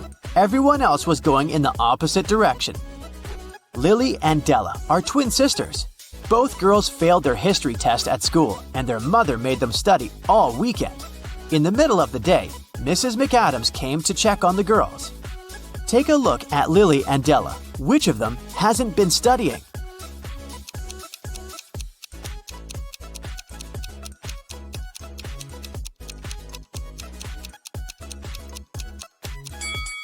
Della, the book she's reading isn't a history book, it's physics. She must have grabbed the closest book as soon as she heard her mother's footsteps. A rich lady was booking into one of the best hotels in the city. When she got her key, she noticed that her bags had been stolen. The police interrogated 3 main suspects. Mr. Collins said, "I wouldn't steal anything. I'm rich. I live in the penthouse on the 20th floor." Mrs. Jones said, "I've just returned to the hotel. I've been out all day." And Mrs. Smith said, "I wouldn't steal anything. I have too much stuff myself."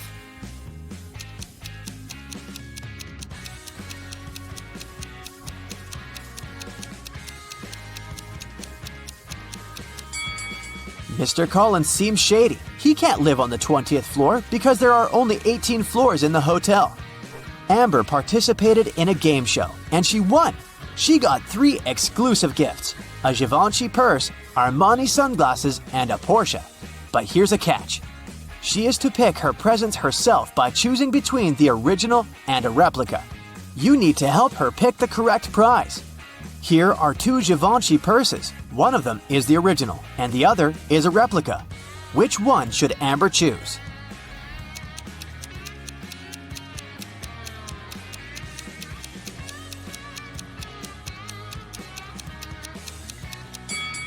This one. It has the correct logo, so it must be the original.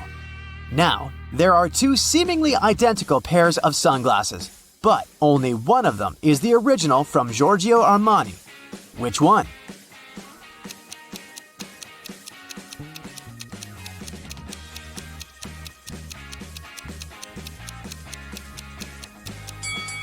This one, with the correct logo. And finally, the Porsche. Let's see if you remember their logo.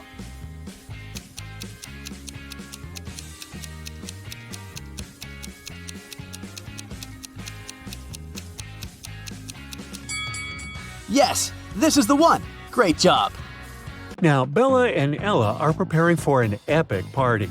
Can you figure out who's not very smart?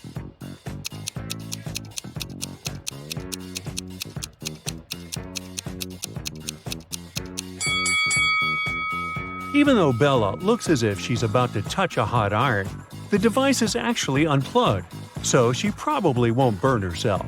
Meanwhile, Ella is about to touch a heated waffle. Bella and Ella text their friend named Mike, who never answers any questions directly. They invite him to go to a party together. Mike's answer is kinda weird. Sorry, no money, job and job. Now, can you help the ladies crack Mike's message?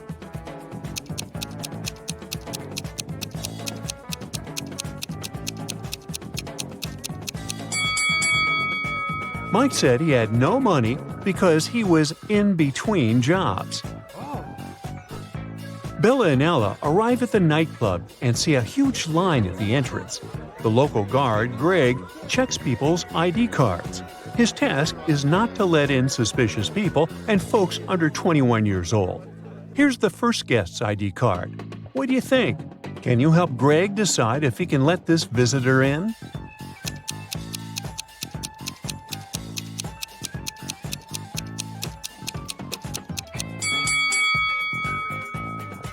She seems fine. Let her in. Yes! Here's the next guest. What do you say?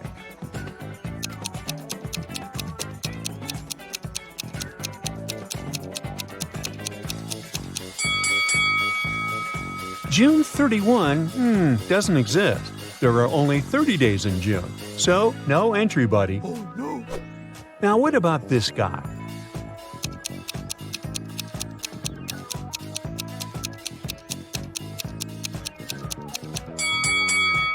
Something's wrong with his birth date as well.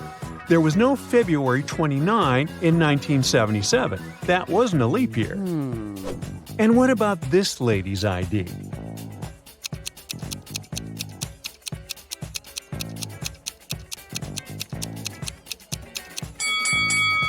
Yep, she's good to go. Okay. Here's another candidate. What do you say?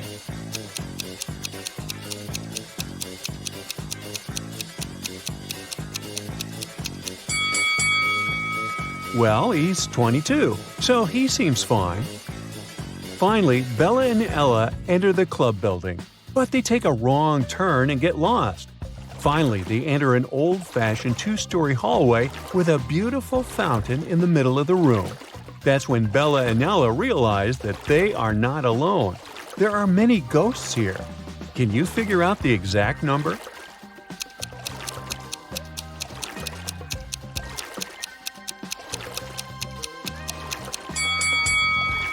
There are 7 ghosts in this space. One of the ghosts is hiding inside the fountain. And the lady over there is not a ghost. She's standing on her feet and she's sweating. So she's very much alive. The lady is the owner of the property. She says, "To get out of this place, you have to crack the following puzzle." Can you help Bella and Ella figure out what number is hiding under the question mark?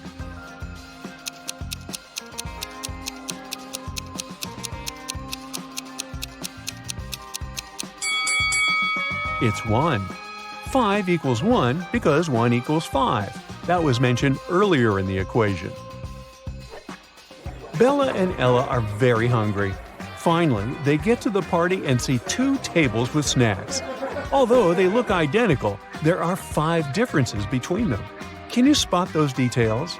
Feel free to pause the video if you need more time.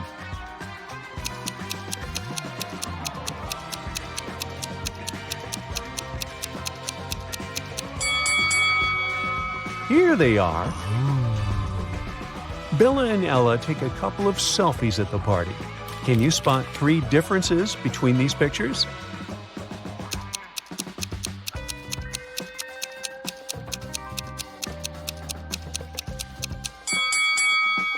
Ah, 1, 2, and 3. Bella goes to the dance floor, and Ella stays on the sofa. After a while, Bella returns and finds no Ella, only a creepy note on the sofa. "We have imprisoned your friend in the middle of this labyrinth. Go save her before it's too late." Bella approaches the labyrinth entrance. She's worried that once she walks in, she won't be able to find her way out. Oh my god. How can she escape the labyrinth without getting lost and wasting too much time?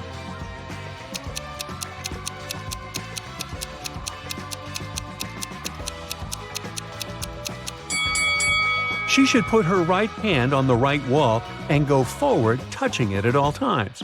She'll be walking into traps along the way. But if Bella follows the right wall, she'll get out of traps and will eventually find her way out of the labyrinth. Let's take a look at this labyrinth from above. Can you help Bella find the correct path?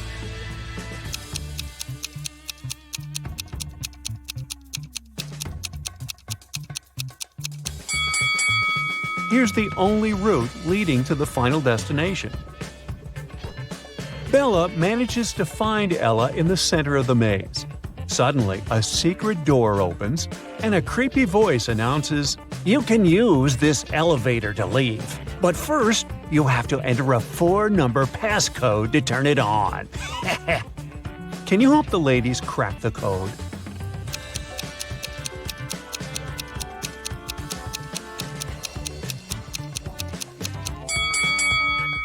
Take a look at the 4 symbols on the elevator. It's a hint.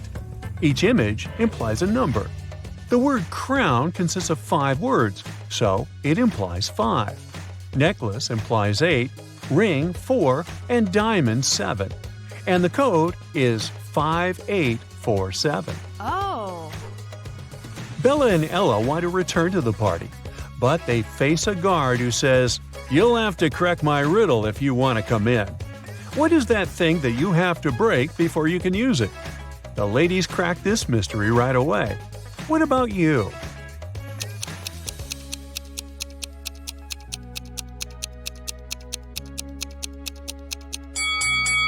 The correct answer is an A. Yes! Bella and Ella are walking down the corridor. They face a locked door. There are 5 buttons on the door, but only one of them will let Bella and Ella pass. If they choose the wrong one, the door will get blocked forever.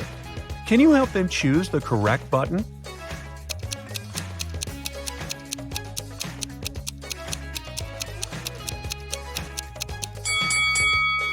There's something special about almost all these buttons. The first one is unlike the others because it doesn't have an outline. The second one has a different shape. The third one has a different color.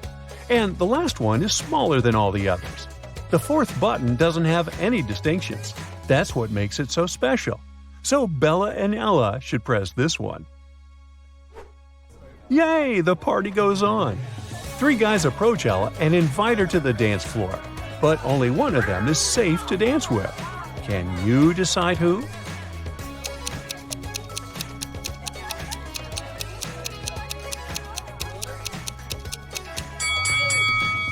The first guy has too many spikes on his clothes. He might accidentally scratch Ella. And the second guy is a sorcerer. He has a love potion in his pocket, so he can't be trusted either. Therefore, Ella should pick the third guy. Bella takes a picture of Ella on the dance floor. She freaks out right away. Oh my god. Why?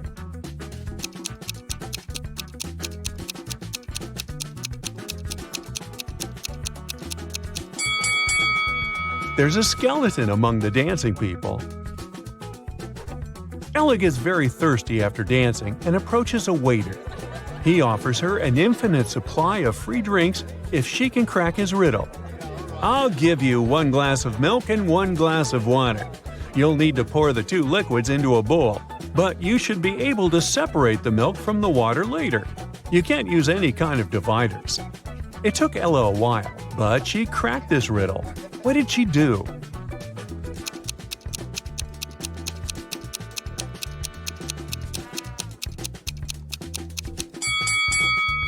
She poured all the water into a bowl and froze it.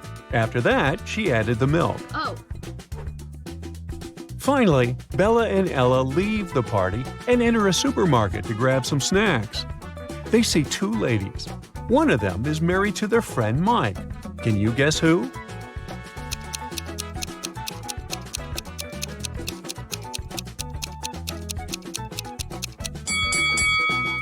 It's the lady on the left. Her shopping cart contains shampoo for men's hair and beard. Bella, Ella, and their common friends, Nick, Nancy, and Adam, are hanging out at Mike's place. The next morning, they find Mike unconscious in the living room. None of the 5 friends know what happened to him. The police show up and they find a note next to Mike's calendar. It reads 4, 12, 8, and 3. The detective already knows who attacked Mike. What about you?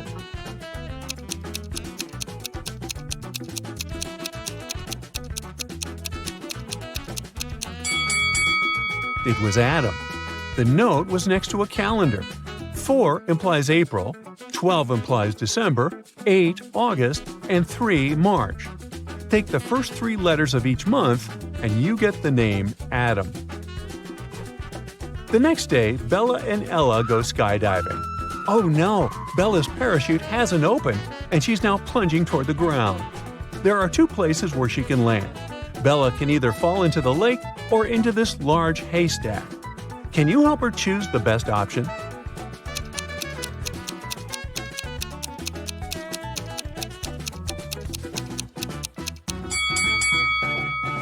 Bella should try to fall on the hay. Can you see those creepy crocodiles hiding near the lake? Bella manages to land safely. She meets Ella and they go camping. Unfortunately, Ella gets bitten by a snake, and Bella is trying to suck the venom out of her leg. Mike is also on the trip. Suddenly, he spots a black widow spider on his arm.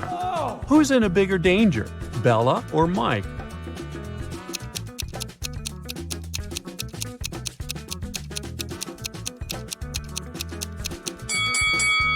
Bella. If she has any scratches in her mouth, the venom will get inside her bloodstream. As for Mike, black widows rarely bite people, and the bites are rarely fatal. One day, Marcus was going home from work. There was a blackout in the city and everything was shrouded in darkness. Suddenly, he heard footsteps. Someone was rushing behind him. He started to turn around to check, and that's when the world around him went totally black. Marcus came to his senses in a basement, dimly lit by several candles. There were 3 doors before him. Behind the first door, hungry zombies were waiting for their next meal. Behind the second door, a fire was raging. And the third door hid a mess of bare electric wires. Now, you're the only one who can save Marcus, write in the comments which door he should choose right away.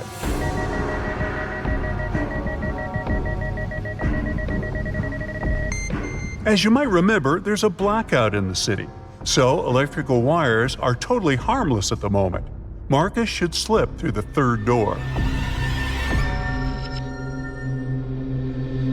Strangely enough, the guy found himself in a barber shop. After staring at the scene in front of his eyes for a moment, he realized that one of his clients was in grave danger. Write who it is in the comments below and prove yourself to be as smart as Marcus.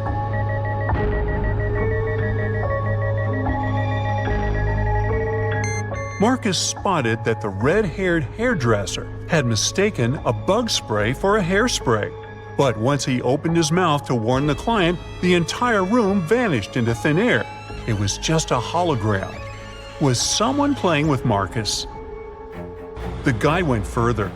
At one point, he turned around the corner and a freezing gust of wind hit him in the face. Marcus was outside and it was winter all around.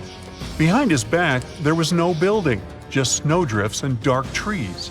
The man could only move straight ahead. There were 3 paths ahead of him, but the one on the left led through the den of hungry wolves. To follow the one in the middle, Marcus would have to pass by a family of bears. And the right path went over a frozen lake covered with thin ice. The guy is freezing. Help him in the comments as fast as you can.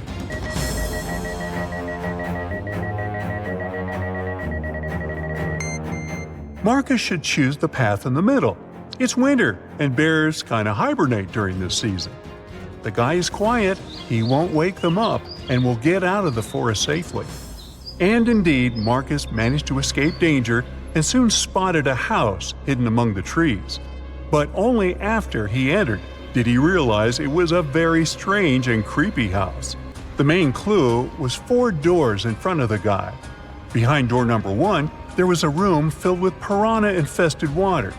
Door number 2 hit a mountain slope. When someone stepped on it, an avalanche came hurtling down. Behind door 3, there were electric wires hanging low above the floor and some wet stains on the floor. And behind door number 4, there was nothing but a small room with just one window on the 58th floor, nothing else. Write your pick in the comments below faster than the other Brightside detectives.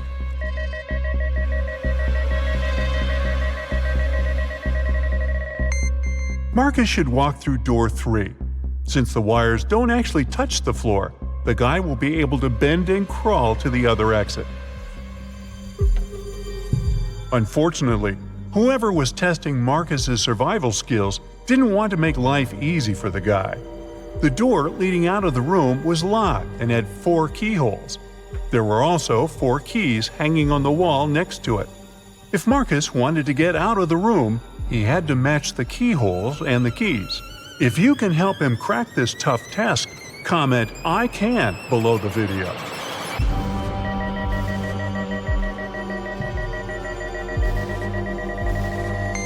Look at the bows of these keys.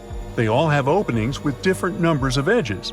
And the trick here is that the number of edges should meet the code number under each keyhole.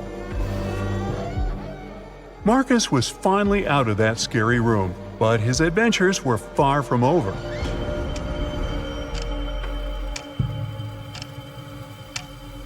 Of all places, he found himself in a jail canteen. To get past these inmates, he needed to figure out which of them was the wealthiest. Can you help Marcus?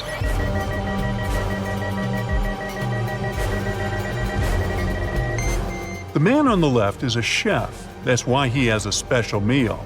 The guy in the middle has some gold jewelry, but it's unlikely it can help him a lot in jail. As for the man on the right, he has a smartphone hidden in his pocket. And in prison, such a gadget means the ability to communicate with the outside world. So he must be the most influential and richest among them. But if you disagree, write your opinion in the comments. Poor Marcus. To get out of the jail canteen, he needed to choose the safest exit. But all of them seemed equally terrifying. The first one led to the den of a horrible dragon. The second to a room filled with boiling lava. And to get to the third room, Marcus would have to sneak through flesh-cutting laser beams. Well, that's a tough choice. Tell Marcus in the comments which way he should pick.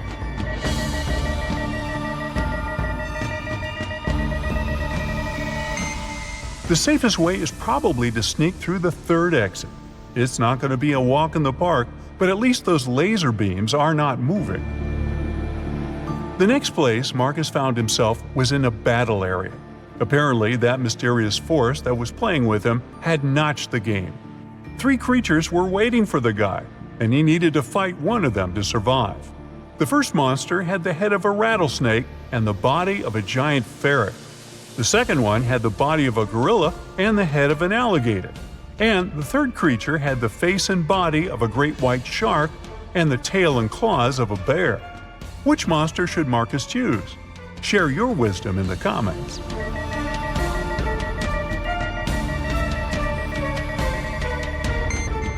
The first 2 monsters are likely to be extremely dangerous opponents. Imagine how agile and venomous the snake ferret might be. And the gorilla gator is certainly too strong for Marcus to defeat. As for the shark bear, well, since sharks have gills and can't breathe on land, the guy will just need to wait a bit, and this opponent will get out of his way on his own. Once everything was over, Marcus was transported to a dimly lit room. A bizarre-looking family was in front of him.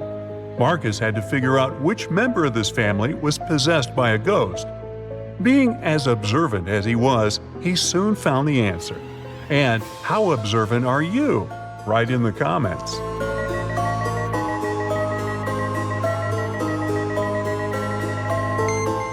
Admittedly, this woman looks kind of scared, but she's not possessed. She's choked on some food and can't breathe. The man is wearing dark glasses, even though he's indoors. Suspicious. But he's blind. Do you see that white cane the blind use next to him? The granny is the one who is possessed. There's a trace of ectoplasm that goes through the whole room towards her. After successfully cracking the riddle, Marcus found himself in a jungle. After wandering for hours, he came to a place where the path split into 3 smaller trails. The first one led to an active volcano with red-hot lava bubbling in its crater. If Marcus chose the second path, he would get to a clearing swarming with venomous bats. And the third path ended in a swamp, swallowing everything and everybody that got there. If you know where the guy should go, tell him in the comments, please.